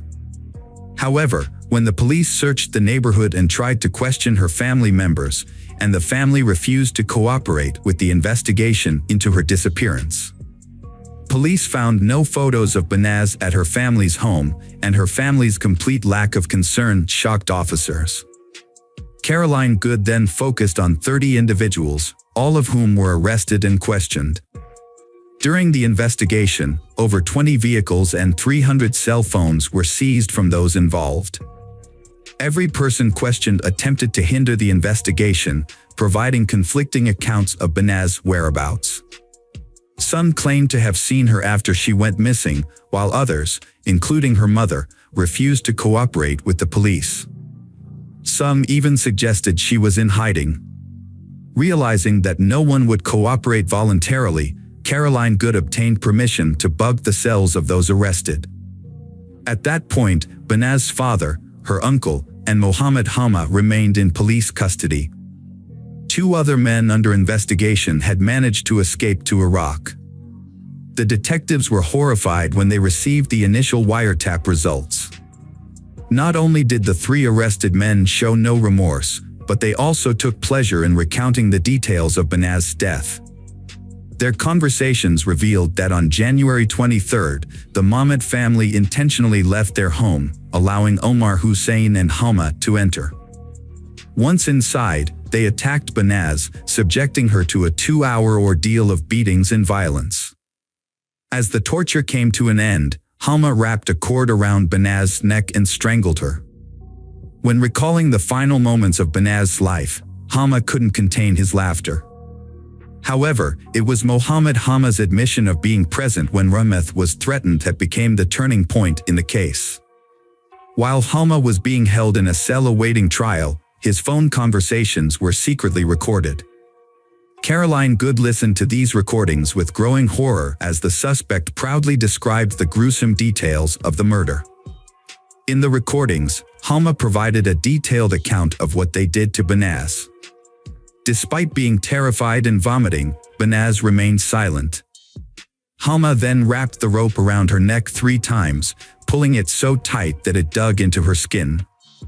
As he continued to speak with excitement, he placed his feet on her back and pulled and tugged on the rope.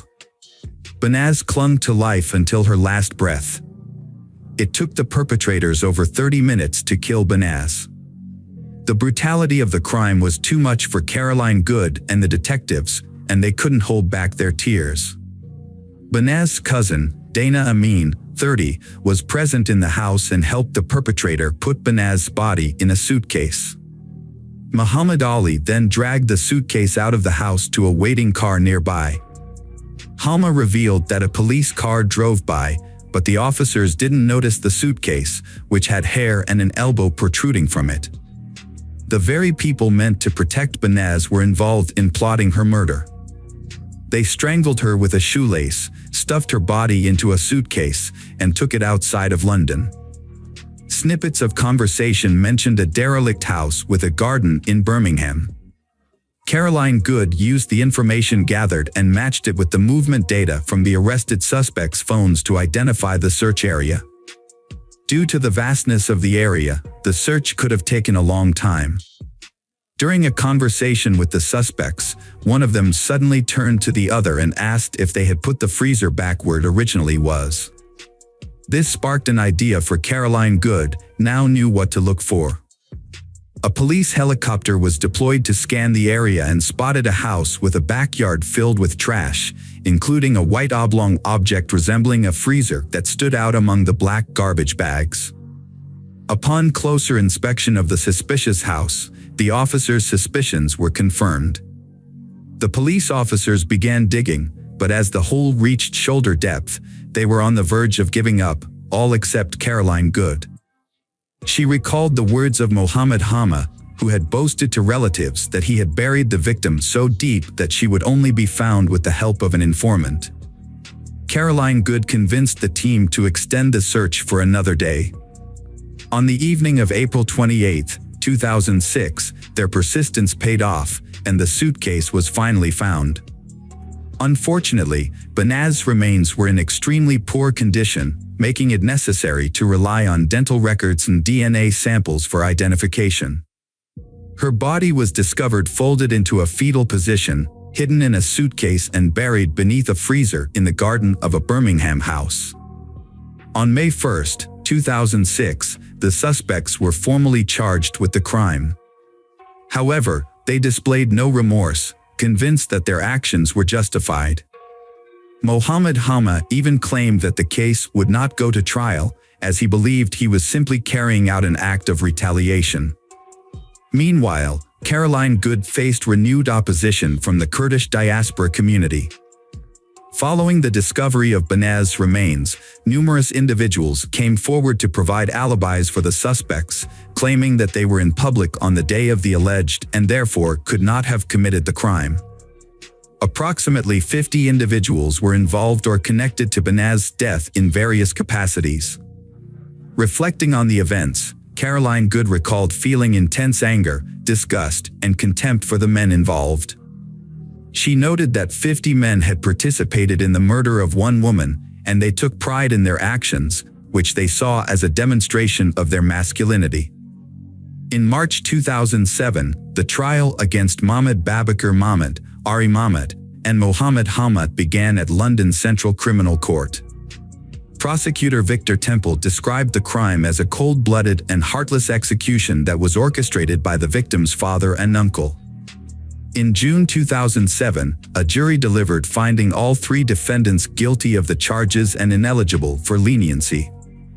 The sentences handed down were severe. The father received a life sentence with a minimum of 20 years, the uncle was given life with a 23-year minimum, and cousin Mohammed Hama also received a life sentence with a minimum term of 17 years.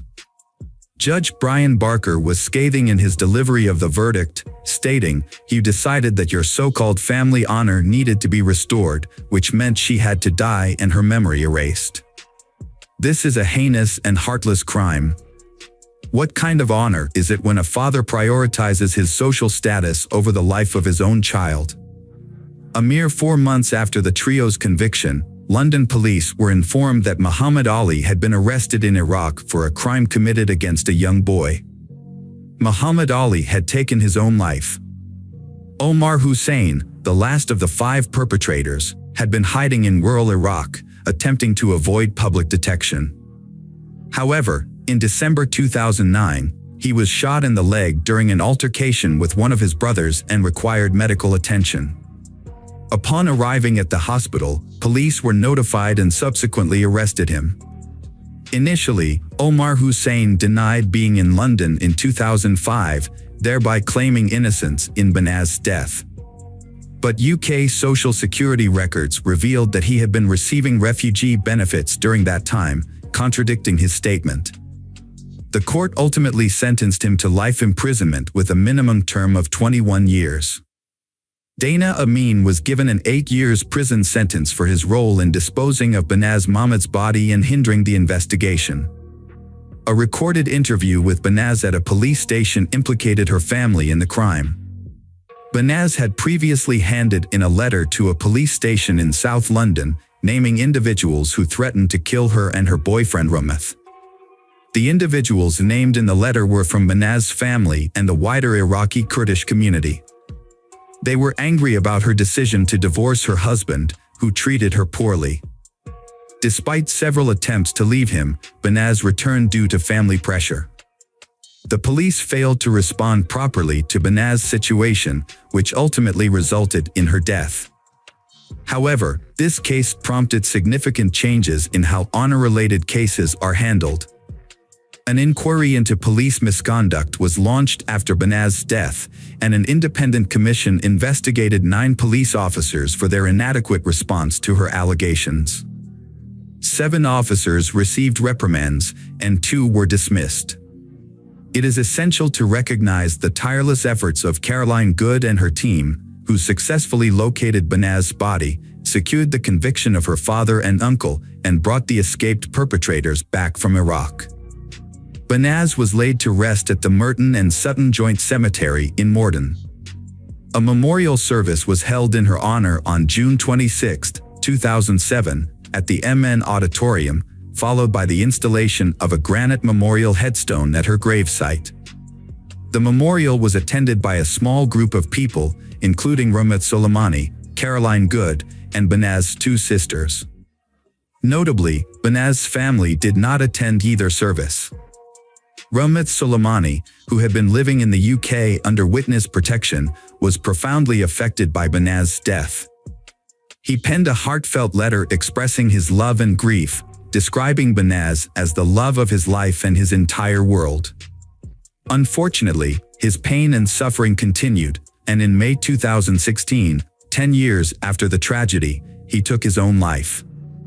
This was his 3rd attempt to end his life, a devastating consequence of the trauma he had endured. Hello friends, welcome to our channel. Today we're going to take a look at another horrible case with you. The case of Sarah Stern. Sarah Elizabeth Sarah was born on March 24, 1997, in Neptune City, New Jersey, to Michael and Susan Sarah. As their only child, Sarah received all the love and attention from her parents, who had been unable to have more children due to health issues. Sarah grew up to be a lively, cheerful, and outgoing child. She was involved in various activities, including school theater, photography, drawing, swimming, and softball.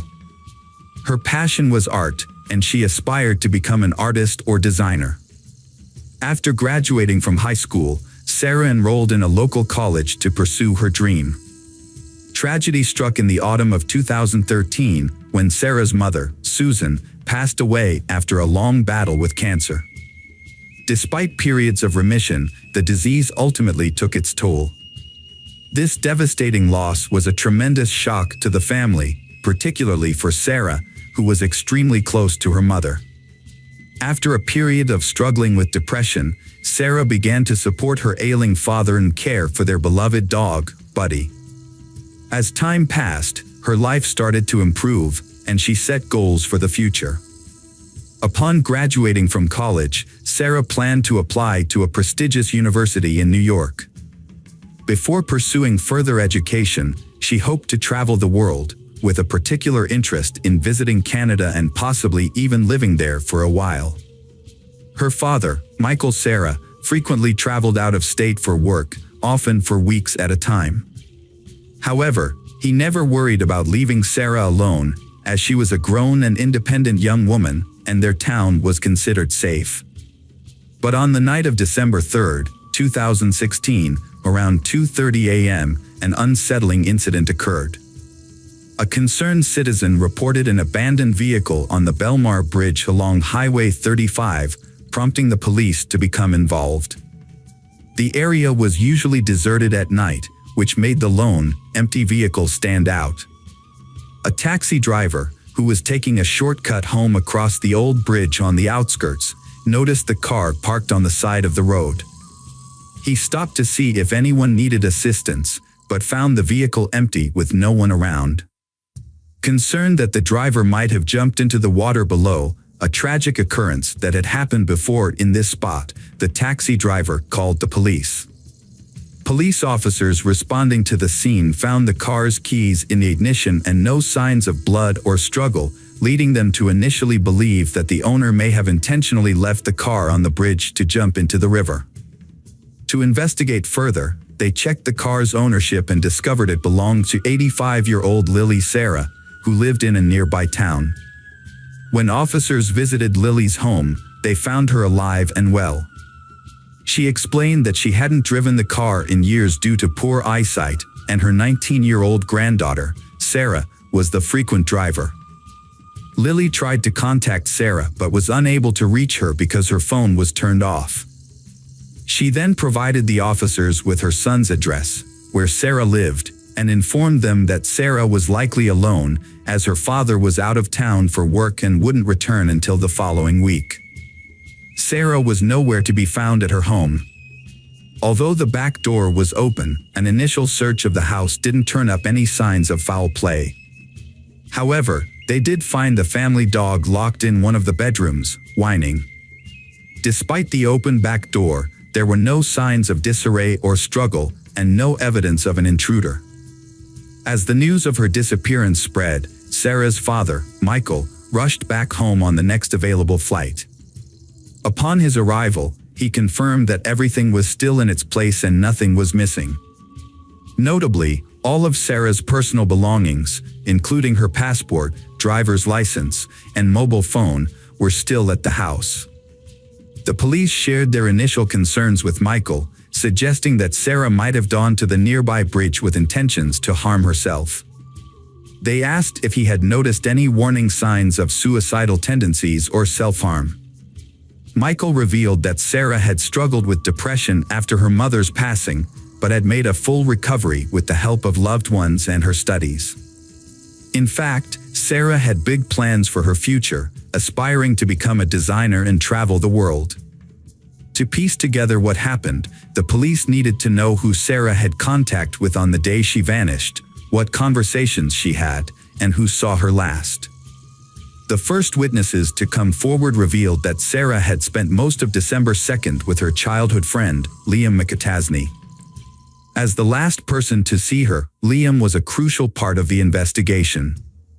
The police quickly decided to speak with him to gather more information and reconstruct the events of that day. When the police arrived at the McAtasney residence, they met with Liam's mother, who told them that her son was sleeping after a night shift.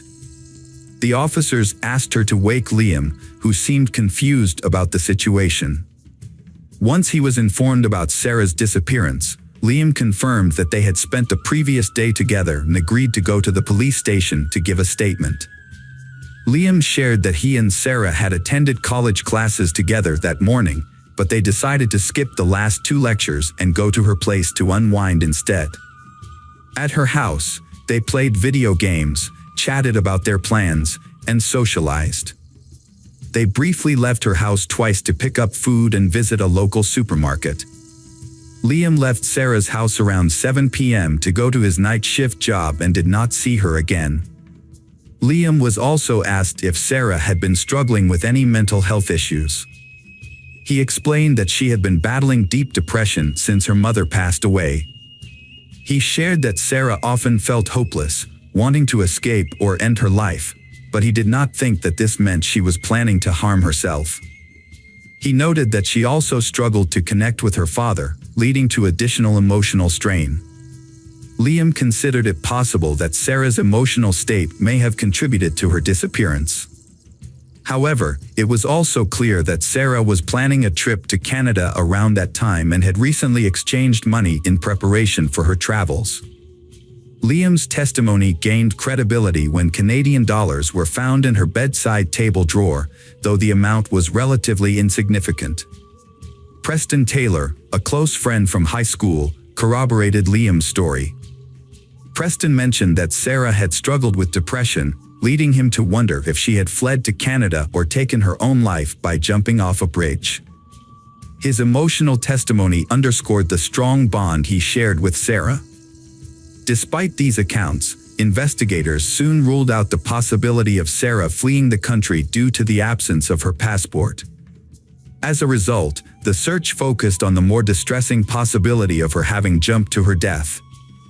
A comprehensive search operation was launched along the river, involving divers, specialized equipment, and hundreds of volunteers, including police. However, strong currents posed a challenge, potentially carrying her remains or personal belongings far from the bridge, and thorough searches of both riverbanks were necessary to try to find any signs of Sarah. Among the volunteers searching for Sarah were her friends Liam and Preston. Despite their efforts, the search yielded nothing, prompting law enforcement to re-question those closest to Sarah. It was during this process that discrepancies in their accounts began to emerge. Sarah's friends and classmates described her as a happy and carefree person, with no signs of depression or problems with her father, whom she often spoke about affectionately. However, Liam and Preston's behavior after Sarah's disappearance raised eyebrows. They initially acted as if they had lost a loved one, gaining sympathy from many. But over time, their behavior seemed increasingly insincere, as if they were performing for an audience. The fact that Liam and Preston had only recently become close, about a month before Sarah's disappearance, raised suspicions and led the police to re-question them.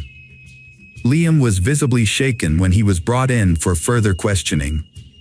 The investigator asked him about his relationship with Sarah and Preston, and Liam explained that the three of them had grown up together on the same street and attended the same school. They were extremely close, sharing their deepest secrets and dreams with each other. Preston had even taken Sarah to prom, but they had never been romantically involved. Liam clarified that his relationship with Sarah was more than just friendship. He considered her like a sister. They had even listed each other as siblings on social media. Sarah had confided in Liam about her family, telling him that her mother had left her a significant amount of money in a safety deposit box at the bank. Sarah didn't trust her father, who claimed a right to the money, so she planned to retrieve it soon and move to Canada. However, when the investigator shared this information with Michael, Sarah's father, he provided a conflicting account. According to Michael, his wife had been saving money for Sarah's future since her birth, setting aside funds for education, a wedding, or a down payment on a house. The money had been stored at home in a shoe box, containing old and worn-out bills, but no one had thought much of it at the time. After Sarah's mother passed away, her father gave her a large sum of money, which he advised her to put in the bank. Sarah took his advice, dividing the money between her checking account for everyday expenses and a safe deposit box for the rest. She intended to use the money for graduate school and travel. Michael claimed he wasn't interested in the money for himself. When investigators discovered that Sarah had access to a significant amount of money, they began to suspect that her disappearance might be related to her finances. They decided to look into her financial transactions, including her bank account and safe deposit box. Their investigation revealed that Sarah had withdrawn a large amount of cash from an ATM just a few days before she disappeared, and had also accessed her safe deposit box at the bank around the same time. The detectives were in for another surprise when they reviewed the bank's surveillance footage, which showed that Sarah was not alone when she visited the bank on December 1st. Liam was with her, raising questions about why he hadn't mentioned this earlier. When asked about it, Liam explained that Sarah had confided in him about her banking activities and had asked for his accompaniment because she was nervous about carrying a large sum of cash. Liam's hesitation was evident, but his story seemed plausible, and his demeanor appeared genuine. Further investigation led to the discovery of a security camera in a neighboring house that had captured footage of the street and Sarah's yard. The footage confirmed that Liam had stayed at Sarah's house until 7 p.m., then left for work and didn't return. Meanwhile, the silver sedan was seen leaving the garage around 11 p.m. This new information added a chilling twist to the already disturbing case. In a surprising turn of events, an acquaintance of Sarah's named Anthony walked into the police station about a month after her disappearance. Unaware of the recent events, Anthony had been out of town for several weeks. He shared a peculiar story that sent shockwaves through the investigation. It turned out that Anthony had gone to school with Sarah, Liam, and Preston, and after graduation, he had pursued a passion for filmmaking, keeping in touch only with Liam, who also shared his interest in cinema. Anthony remembered that about a month and a half before Sarah disappeared, Liam visited him and they spent an evening brainstorming ideas for a horror movie aimed at teenagers. Liam came up with a plot about a girl who shares a secret about a large sum of money with her friend, who then gains her trust and kills her, dumping her body in a river. Anthony thought the idea was good and they even wrote a few pages of the script. After that, Anthony moved on to another project and forgot about the story. He then left town to work on a film as a camera assistant. When he returned, Liam unexpectedly called him and asked if the police had contacted Anthony. Anthony was surprised and had not heard that Sarah was missing, so he decided to go to the police. After hearing a new witness's testimony, the police asked Anthony to try to get Liam to confess by drawing him into a conversation. Anthony agreed and a plan was set in motion. He would invite Liam to work on a project that required renting expensive camera equipment, which they would pretend they couldn't afford. Liam had ambitions of being in a movie, so the police thought he would likely jump at the chance to make his dream a reality, especially if it meant using the money he had taken from Sarah. They decided to test him by setting up a sting operation. Anthony, a friend of Liam's, was asked to pretend to have connections in the film industry and offer him a deal. Anthony met with Liam and suggested they discuss the details in person. Unbeknownst to Liam, a hidden camera had been installed in Anthony's car to capture any incriminating evidence. When Liam got into the car, he looked around nervously, as if he suspected something was off. He then handed Anthony an envelope containing $2,000 in cash and asked if it was enough to rent the equipment they would need for the movie.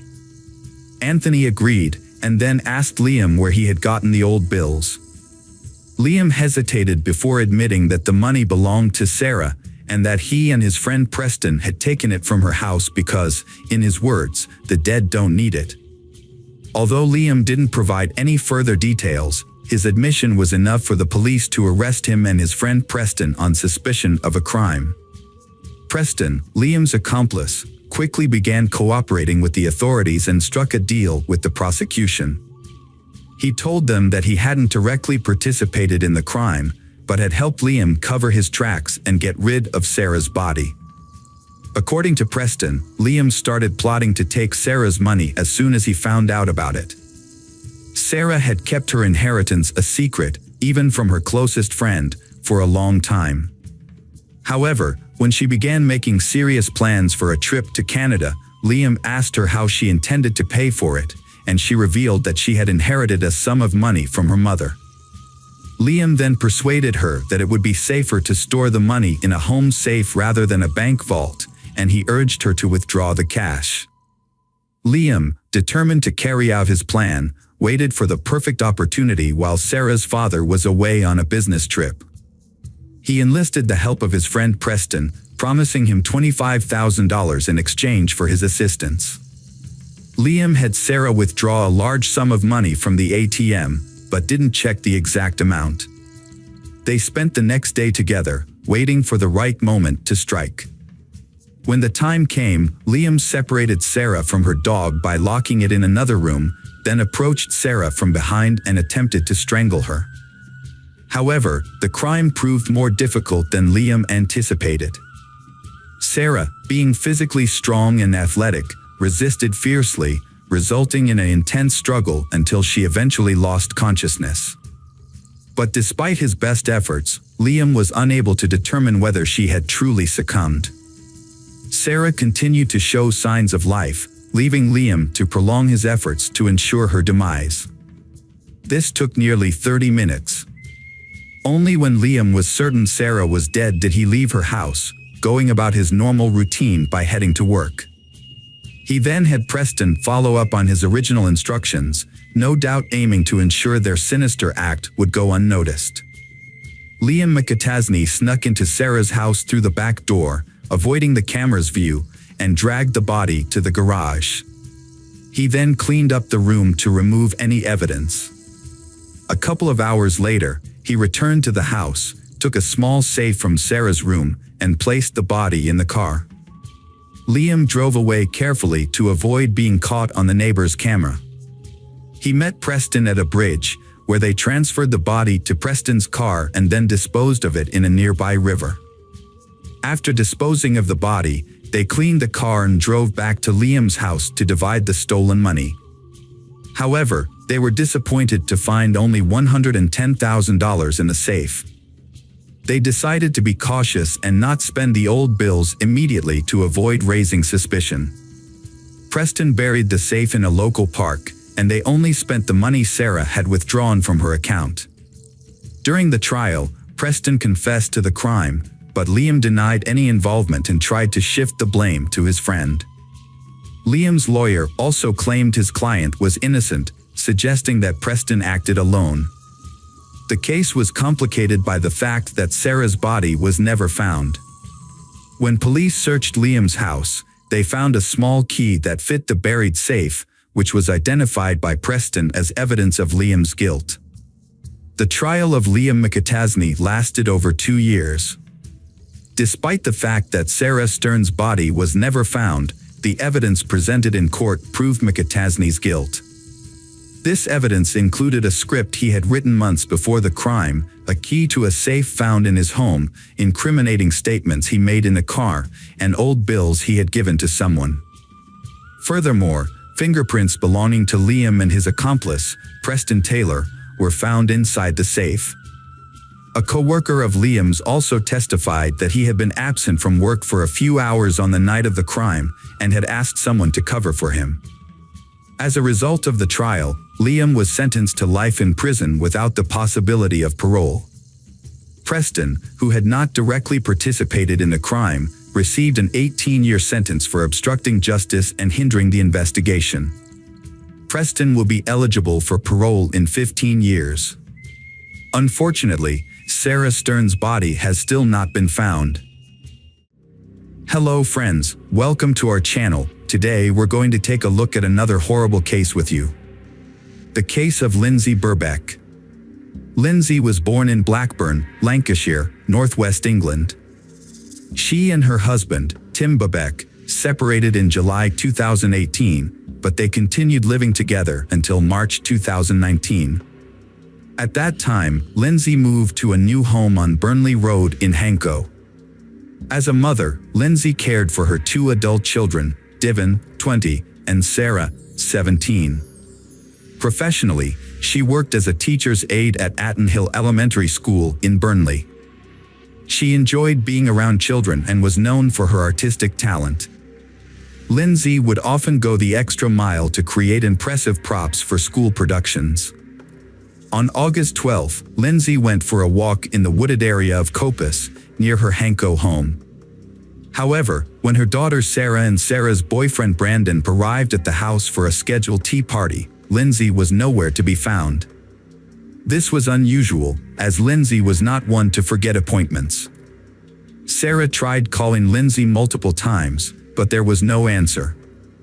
She sent Lindsay a text message saying, "Where are you? We sat outside for an hour and called 6 times." When Lindsay didn't respond, Sarah sent another message with a series of question marks, but still received no reply. After waiting for an hour outside Lindsay's house, Sarah called her father, Tim Birbeck, since her mother was not home and not answering her phone. Tim took Sarah and her brother Brandon to his house around midnight. Later, Sarah and Tim went back to Lindsay's house with a spare set of keys, but Lindsay was nowhere to be found.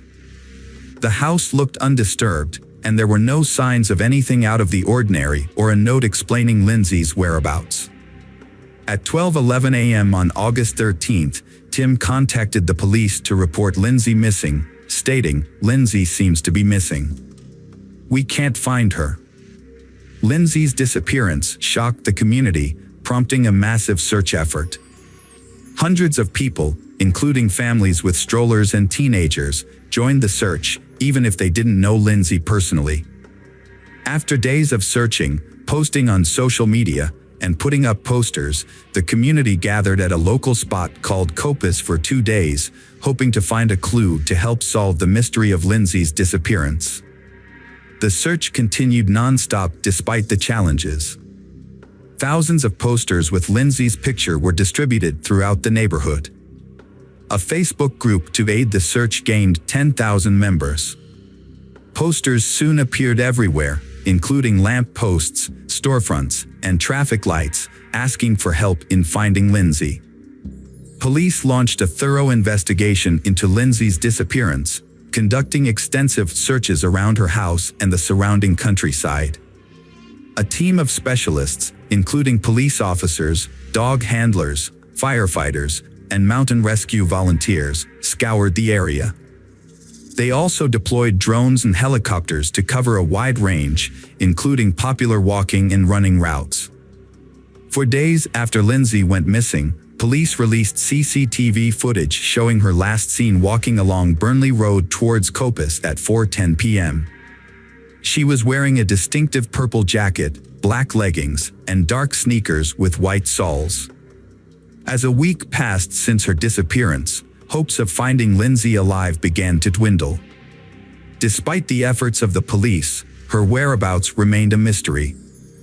However, the police emphasized that there was no evidence to suggest she was the victim of a crime, leaving a glimmer of hope that she might still be found alive.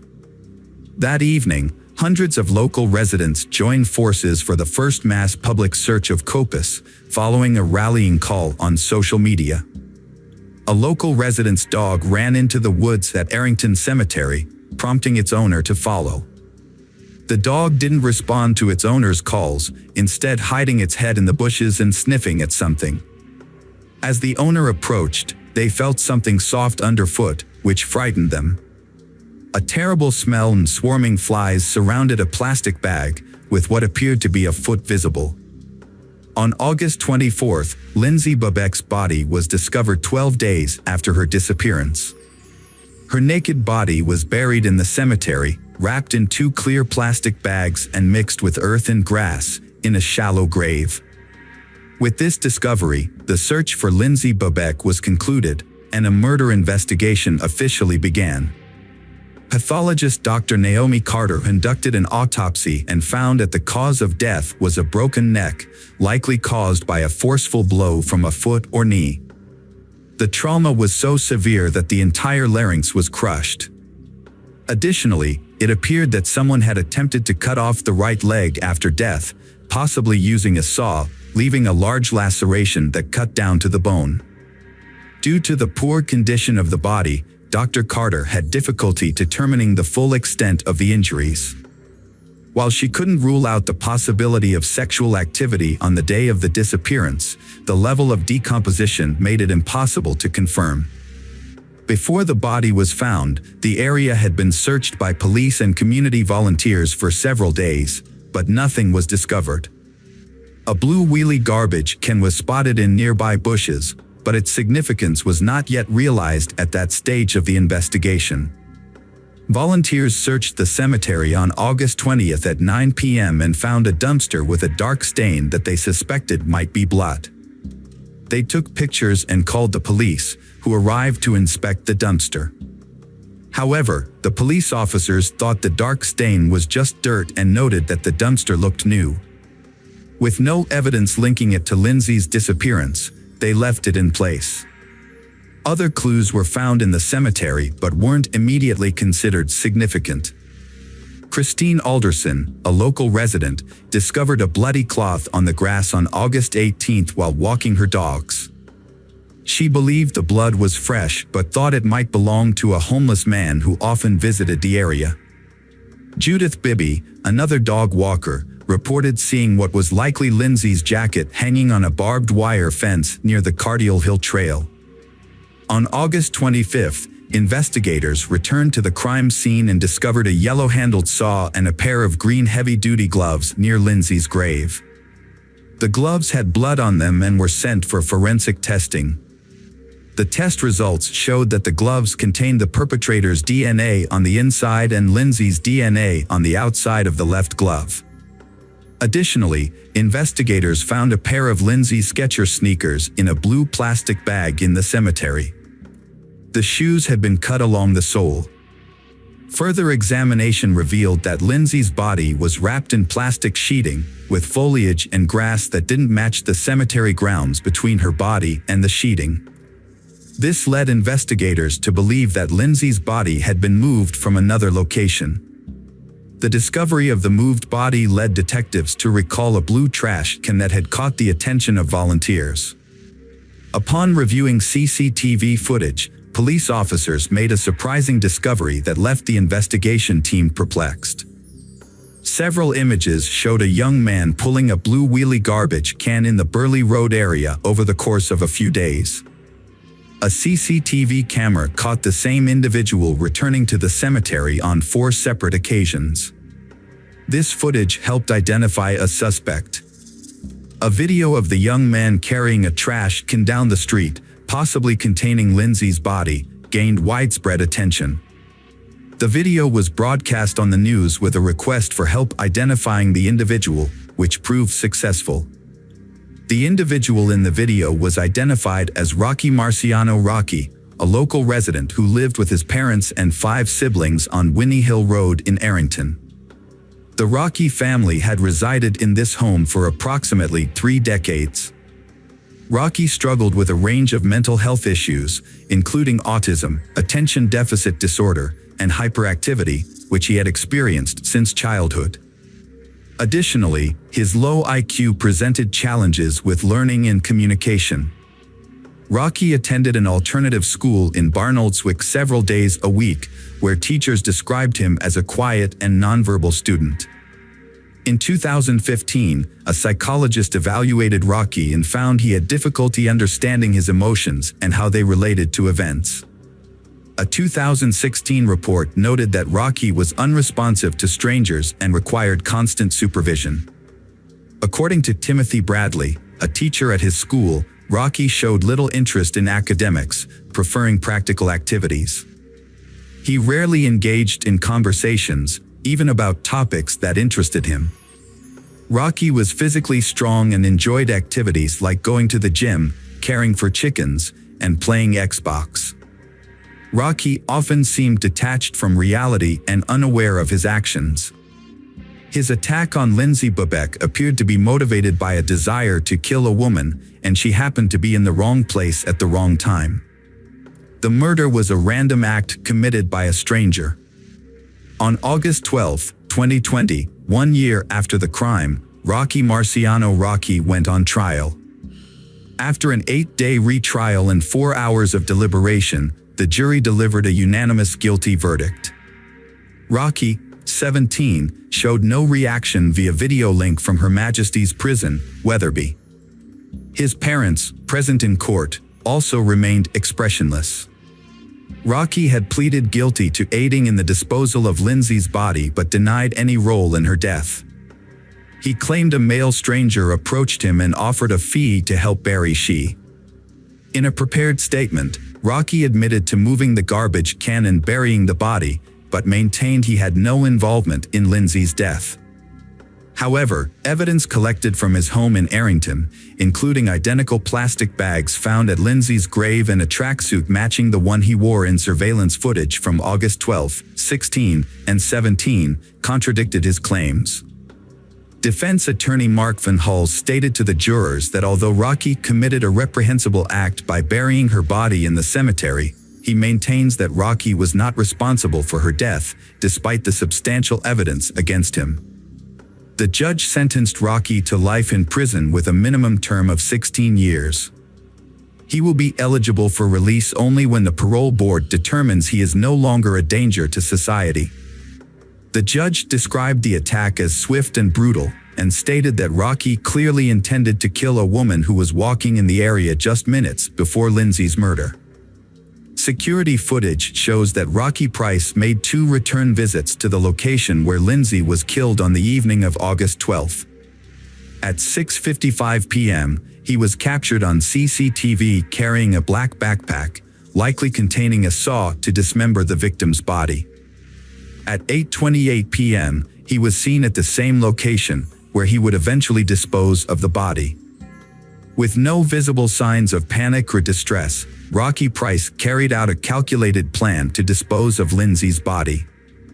He carefully placed it in a blue trash can, wrapping it in 2 plastic bags, before burying it in a shallow grave at Arrington Cemetery.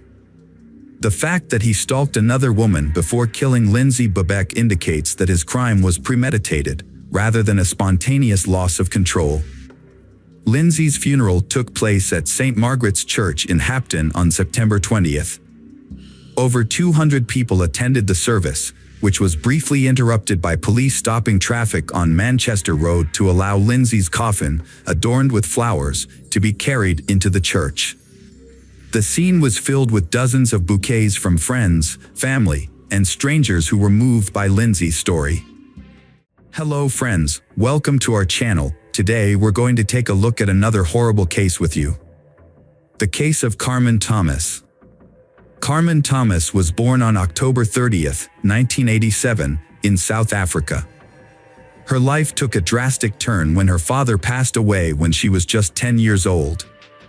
Overwhelmed by grief, her family moved to live with relatives in Whitby, United Kingdom. However, the move did not bring the peace they had hoped for, and they eventually returned to South Africa.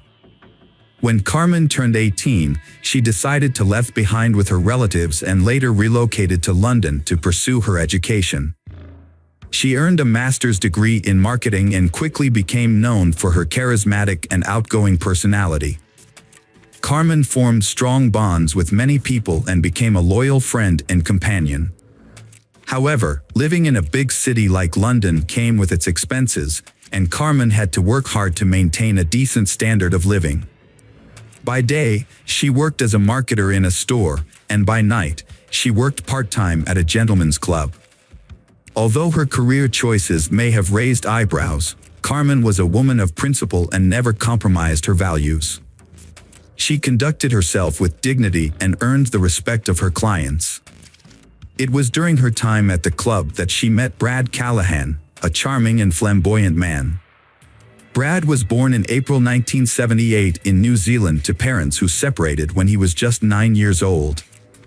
He stayed with his mother and later moved to Australia. Brad graduated from university in 2001 with a degree in construction engineering.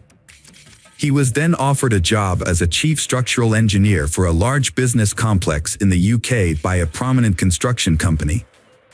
To navigate the complex's high-stakes negotiations and enhance his professional status, Brad sought the services of a gentleman's agency, where he met Carmen.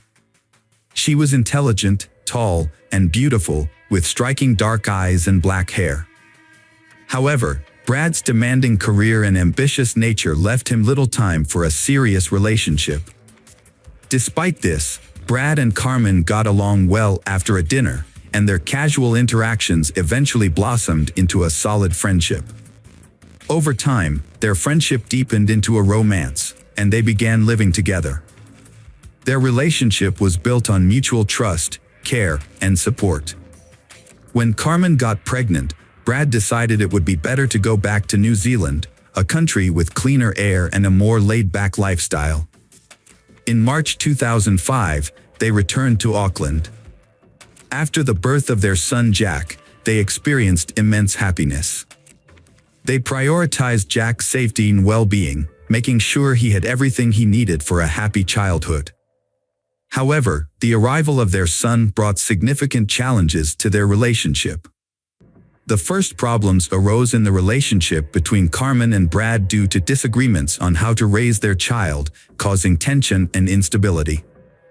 After 3 years, they decided to go their separate ways, but shared joint custody of their son, Jack. The breakup was challenging for both, but they made a genuine effort to maintain a positive relationship for Jack's sake. Carmen and Jack eventually moved in with Colin, Carmen's half-brother, who also lived in Oakland. With time, Carmen regained her emotional balance and started a new life without Brad. In 2008, she and her son relocated to a house on a street near Brad's, so Jack could be close to his father. Having lost her own father at a young age, Carmen wanted to ensure Jack always had a father figure in his life. Despite her decision to live near Brad, Carmen's friends and family believed she and Brad still had a good friendship, but in reality, They only spent time together when it was related to Jack. As time passed, life continued for Carmen. After parting ways, Carmen and Brad each attempted to move on. Brad resumed his career as a construction engineer and, in May 2009, began a new relationship, which ultimately led to an engagement. Meanwhile, Carmen devoted herself to raising their son and, much to Brad's dismay, returned to her work at a gentleman's club. This choice troubled Brad. Carmen repeatedly presented Brad with ultimatums, but he dismissed her requests, focusing on his impending marriage and plans for fatherhood once again. This marked the beginning of adjustments to his financial commitments, specifically affecting the alimony payments for the maintenance of their son, Jack, which Brad made in accordance with their agreement. However, Carmen viewed the financial constraints as a catalyst in an escalating series of conflicts. Tensions escalated until March 19, 2010, when a domestic violence incident occurred. Police responded to a neighbor's call about a dispute and mediated the situation. As a result, Carmen received a formal warning from law enforcement. On June 29, 2010, Brad visited Carmen's house to discuss a new school for Jack and to sign a written agreement for child support. However, Carmen was unhappy with the document and asked Brad to leave, yelling that Jack was not his son as he departed. 2 weeks later, Brad tried to contact Carmen again, but she did not respond. On July 13, 2010, Brad reported Carmen missing to the police, who began searching for her. Through video footage and interviews with neighbors, investigators were able to reconstruct a timeline of events leading up to Carmen's disappearance. They discovered that on June 29, a surveillance camera at a nearby supermarket had captured footage of Carmen, providing a potential lead in the search. During their investigation of the rented house where Carmen and Jack lived, police noticed that there was no outdoor garbage can. Inside the house, they found bloodstains on the front door, washing machine, sink, and shower. To confirm the presence of blood, forensic scientists used luminol, a substance that reacts with the iron in hemoglobin. The test revealed multiple patterns of blood on the bathroom door and floor. The landlord reported that on June 29, she heard loud screaming, followed by prolonged crying and moaning. When she knocked on Carmen's door, no one answered. She looked out the window and saw a street trash can and an overturned drying rack, which caught her attention. She called her husband, but before he arrived, Brad walked out of the house, carrying soiled clothes. He told the landlord that Carmen had become ill after a medical procedure and had vomited blood.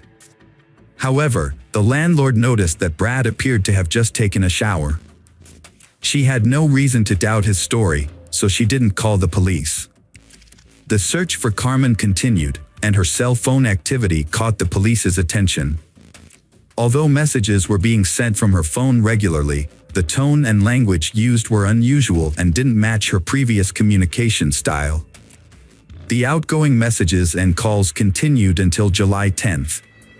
During further investigation, Carmen's car was found, and in the back seat, they discovered her luggage, clothes, and other personal belongings.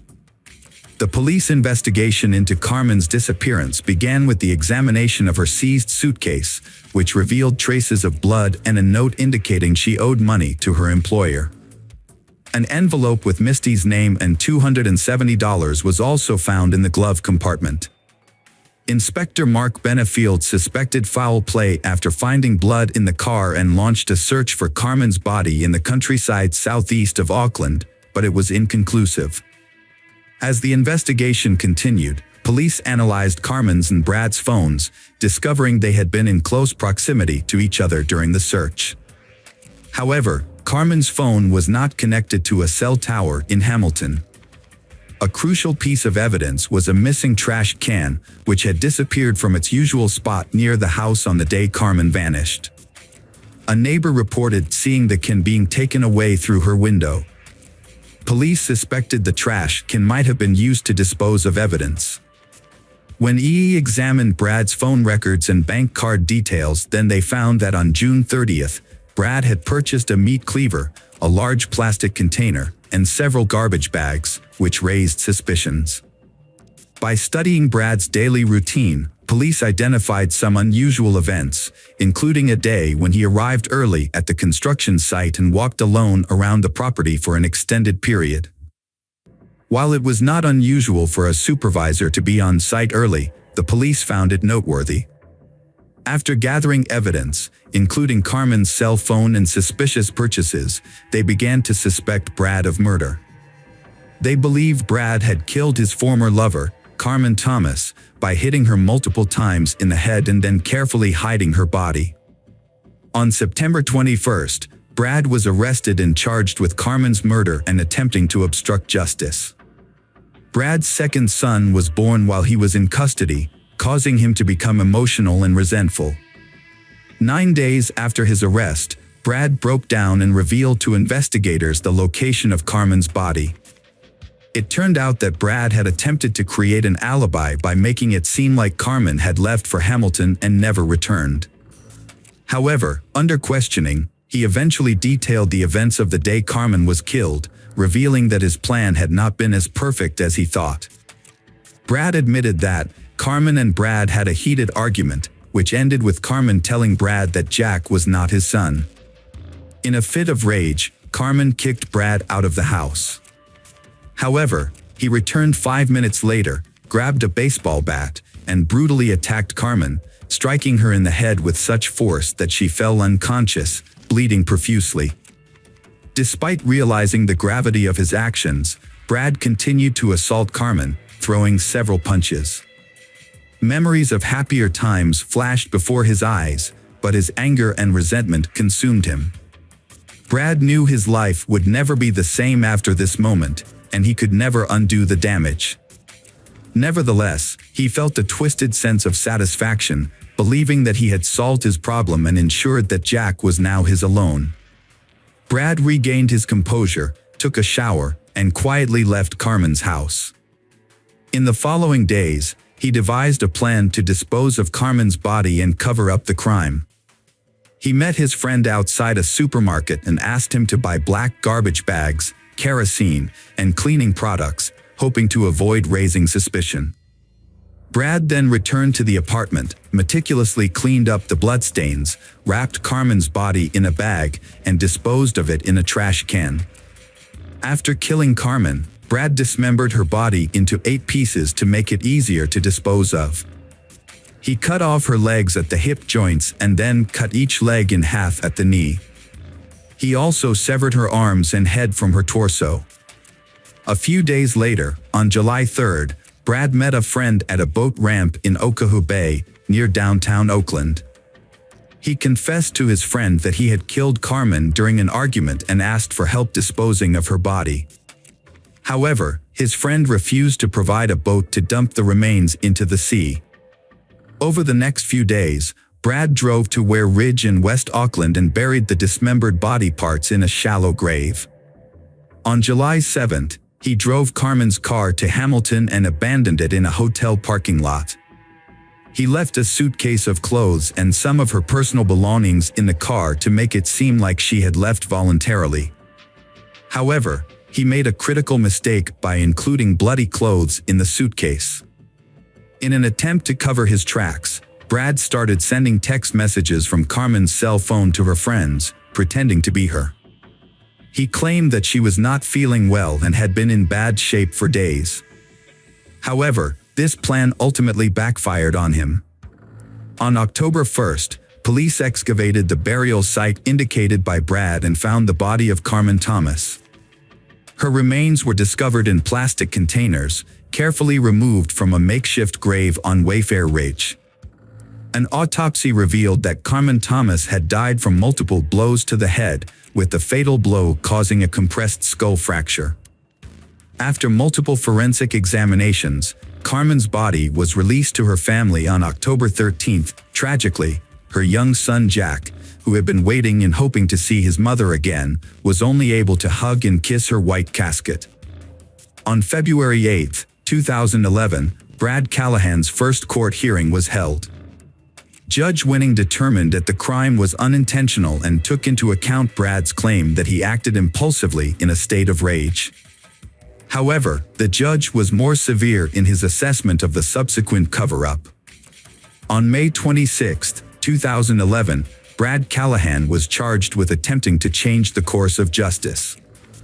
A retrial was held on November 25, 2011, where police officers filled the High Court in Auckland.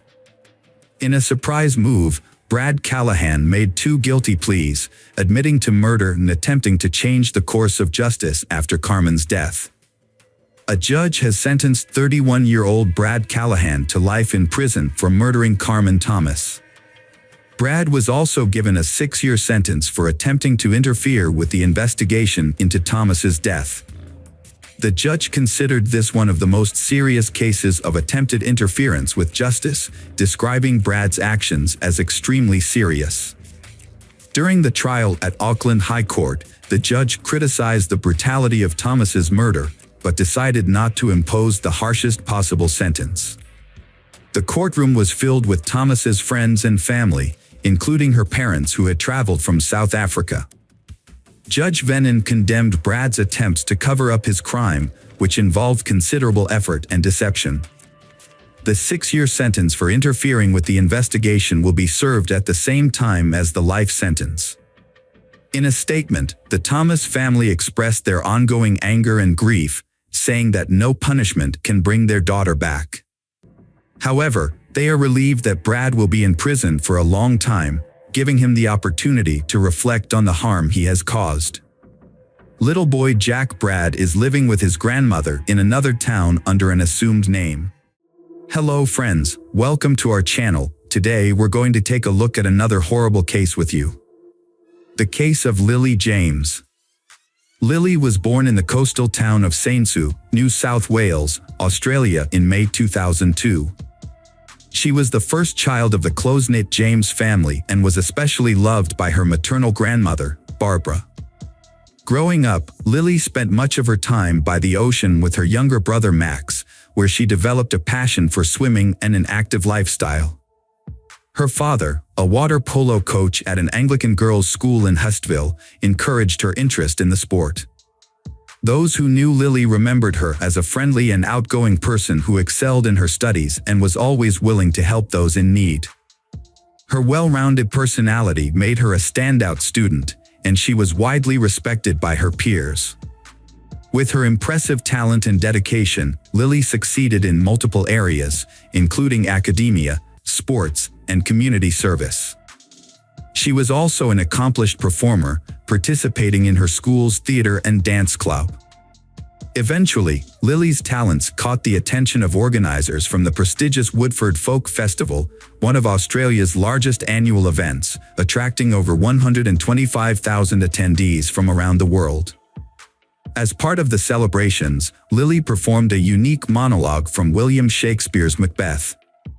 Her performance showcased her impressive skills, charisma, and stage presence, earning her a standing ovation and the jury's approval. She achieved second place in the theater category, a remarkable achievement that earned her recognition and a significant prize. In 2018, Lily achieved another milestone when she passed her beginner's driving test. Her athletic talents also flourished, particularly in water polo, a sport she began competing in professionally, following in her father's footsteps. She won the title of swimming champion in the under-17 category, a feat that delighted her parents. By her final year of school, Lily had decided to pursue a career in sports, and in 2020, she enrolled at Sydney Technological University to study sports business management. A turning point in her life. In early 2021, she started a new chapter. To break up her college routine and gain teaching experience, she took a job as a water polo coach at St. Andrew's Cathedral School. Her youthful energy, vibrant personality, and passion for sports quickly won over her colleagues, the school administration, and the students she was coaching. The students looked up to her and tried to meet her high standards. In return, she sought to understand each student's unique needs and strengths. That's when she met Paul, the new cricket and hockey coach. His impressive skills and charismatic presence quickly made him the center of attention. As a part-time teacher at another school and a member of the University of New South Wales hockey team, Paul was a driven and accomplished young man. He was particularly popular among the female students and staff. However, opinions about him were divided. Some saw him as arrogant and stubborn, while others appreciated his positive qualities. Initially, Lily and Paul's interactions were friendly but brief, limited to exchanging greetings. Over time, their relationship evolved into something more. Lily's friends reported that Paul asked her out on a date, and she found it difficult to say no due to his charming smile. The date had a profound impact on both of them, leading to a decision to meet again. As Lily got to know Paul better, she began to develop feelings for him, unaware of his true nature. Her kindness and openness made her vulnerable to falling in love. Paul appeared to return her affection, frequently complimenting her, giving her flowers, and planning evenings together. They decided to keep their relationship a secret, especially from the students at school. Lily and her boyfriend, Paul, had agreed to keep their relationship private, adhering to the school's policy and Lily's personal preference for discretion. However, as time passed, rumors about their relationship began to circulate, evolving from hushed whispers to open discussions. When Lily discovered that Paul was the one who had revealed their relationship, she felt deeply hurt and betrayed. Paul's portrayal of her had also led to criticism and judgment from others, causing Lily to feel humiliated. As a result, she confronted Paul about his actions and ended their relationship. Despite Paul's subsequent attempts to apologize and reconcile, Lily remained resolute in her decision. She took some comfort in the fact that their relationship had been brief, allowing her to see Paul's true nature before things escalated further. Paul was born in 1999 in the Netherlands to a wealthy and influential family. When his father's job required a relocation to Australia in 2015, Paul and his family made the move. As an only child, Paul received excessive attention and care from his parents, which significantly contributed to his character development. Unfortunately, this upbringing led to Paul growing up with an entitled and self-centered attitude. Paul was a high-achieving student who excelled academically, athletically, and was physically fit. After moving to a new location, he attended St. Andrew's Cathedral School, where he joined the cricket team and quickly gained recognition and respect from his peers for his exceptional skills. He eventually became the team captain and actively participated in organizing extracurricular activities and festivals. While he was well-liked by many, particularly they who found him charming, some of his male peers were put off by his confidence and boasts about his ability to win over any girl. Despite this, Paul's charm and charisma earned him many admirers. After graduating in 2017, the school administration offered him a position as an assistant coach for cricket and hockey, which he gladly accepted. He quickly took on a leadership role and successfully managed these sections, feeling confident in his abilities. However, by early 2018, he surprisingly resigned and returned home with his family, citing unknown reasons for his departure. Back home, Paul decided to further his education and earned a master's degree in sports management. Paul had a conversation with old friends and mentioned that he had improved his coaching skills, which led to a job offer from his former employer. He returned to Australia and started working at the familiar school in early 2020. To reduce living expenses, Paul agreed to share an apartment with a friend in Kensington, a suburb of Sydney. Initially, they enjoyed each other's company, socializing after work. However, a few months later, they had a disagreement, and Paul decided to live alone. His parents, who he couldn't visit due to the pandemic, felt that Paul was lonely despite being busy and surrounded by people. They weren't aware of any romantic relationships in his life. By the summer of 2021, As Paul resumed his regular activities, people began to notice a change in his behavior and personality. He picked up where he left off in the sports world, regaining his status as a key player on the hockey team and continuing his active lifestyle, even featuring in promotional advertisements. At the same time, those who knew him observed emerging characteristics that were not present before. Uncontrollable outbursts of anger became a concern. Furthermore, rumors circulated within the school community about his unusual interest in his female students. He would often engage in flirtatious behavior with teenage girls, staring at them for extended periods, leaving them visibly uncomfortable and embarrassed. Paul's importance in the hockey team's progress to the Australian Hockey League finals was evident despite the turmoil in his personal life. His recent breakup with Lily was likely a significant blow to his ego. Unexpected, on October 26, 2023, at approximately 4:30 a.m., the principal of St. Andrew's Cathedral School in central Sydney sent an email to students and parents announcing the school's closure until the end of the week due to a critical incident. A tragedy occurred at the school, prompting a thorough investigation. On Thursday and Friday, a 24-hour consultation center was established in the school library to support those affected. Forensic teams meticulously searched the school building and surrounding area, gathering evidence. The gym was closed off, and the adjacent shower area was scheduled for demolition due to the disturbing discovery made there.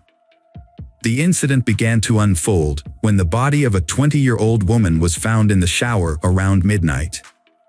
She had been seen alive just hours earlier.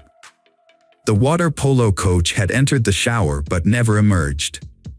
Surveillance footage revealed that someone had followed her around 8 p.m., but the pursuer left the area alone, heading towards the school exit. A family member was later asked to identify the body due to severe facial damage. The victim was identified as Lily James. As the police delved deeper into the case, surveillance footage played a crucial role, and the prime suspect, a young man, was caught on camera multiple times. Investigations were launched into Paul and Lily's cell phone records, helping police track the suspect's last known location using GPS. They also sought to recover the victim's phone, hoping to uncover evidence through text messages that could shed light on the events leading up to the crime. After successfully locating the devices, the police reconstructed the sequence of events, revealing that Paul had purchased a hammer from a hardware store just days before the crime. It seemed he was consumed by anger toward the victim and had planned a confrontation. On the morning of October 25, Lily followed her routine, attending the university and then heading to her job in the afternoon. Unbeknownst to her, her ex-boyfriend had other plans. Paul rented a silver Lexus and drove to the school, avoiding the building since he had no classes scheduled. He waited in the car, patiently biding his time. Once the students cleared out, he walked into the gym, concealing a hammer under his jacket to avoid drawing attention. From this vantage point, Paul observed Lily's movements, lying in wait for the perfect moment to strike. When Lily finished her training session and decided to take a shower, Paul saw his chance and followed her. An argument erupted, and in the heat of the moment, Paul attacked Lily, striking her head with the hammer. According to the pathologists, the impact was fatal, and Lily died instantly, without suffering. After waiting for an hour, Paul collected Lily's belongings and left the building. He then drove to Diamond Bay, where he disposed of the weapon in a trash can. Security cameras captured footage of him at the reserve at 8:47 p.m. His last known location, as tracked by investigators, was the Gap, a cliff in the eastern Sydney suburb of Vaucluse. As the community was still reeling from the initial tragedy, another shocking event occurred. On October 27th, at 8 a.m., shopkeepers at Diamond Bay Reserve in Sydney's eastern suburbs made a disturbing discovery. A man's body was found just 11 miles away from the site of the first crime.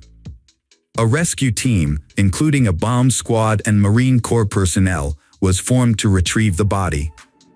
The body was recovered at 3:30 p.m. and taken for identification.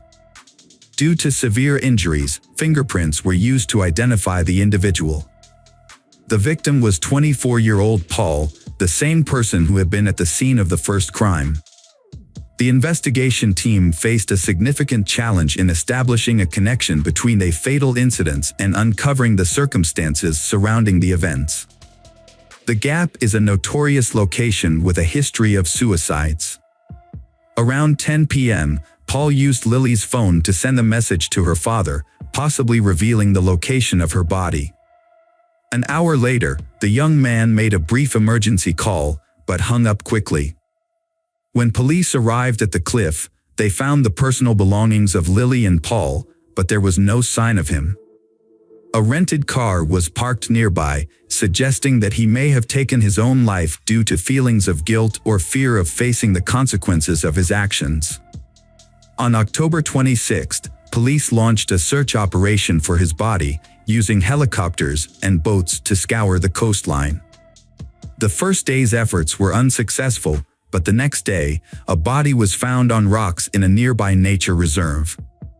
With Paul deceased, the case was closed, and his parents collected his body, opting to cremate it in Sydney.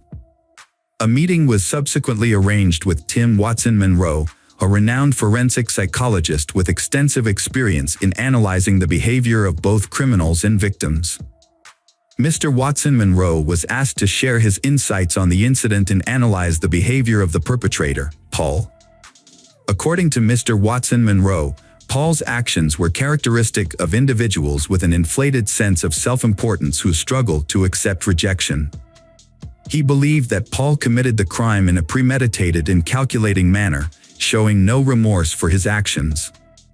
When asked about Paul's decision to end his own life, Mr. Watson-Monro provided an explanation. Mr. Watson portrays Paul as a self-centered individual with psychopathic traits. Some have compared the tragic events to the finale of Romeo and Juliet, but the story of Lily and Paul is unique and unfolds in a distinct way. A genuine love relationship cannot thrive with pride, dishonesty, and betrayal. Unfortunately, Paul failed to grasp this, leading him to overlook the value of the person beside him. His decision to prioritize his own wounded ego ultimately resulted in the loss of a bright and vibrant life. This not only caused lasting pain for Lily's family but also for Paul's own loved ones. Regrettably, his actions left a devastating impact on those around him.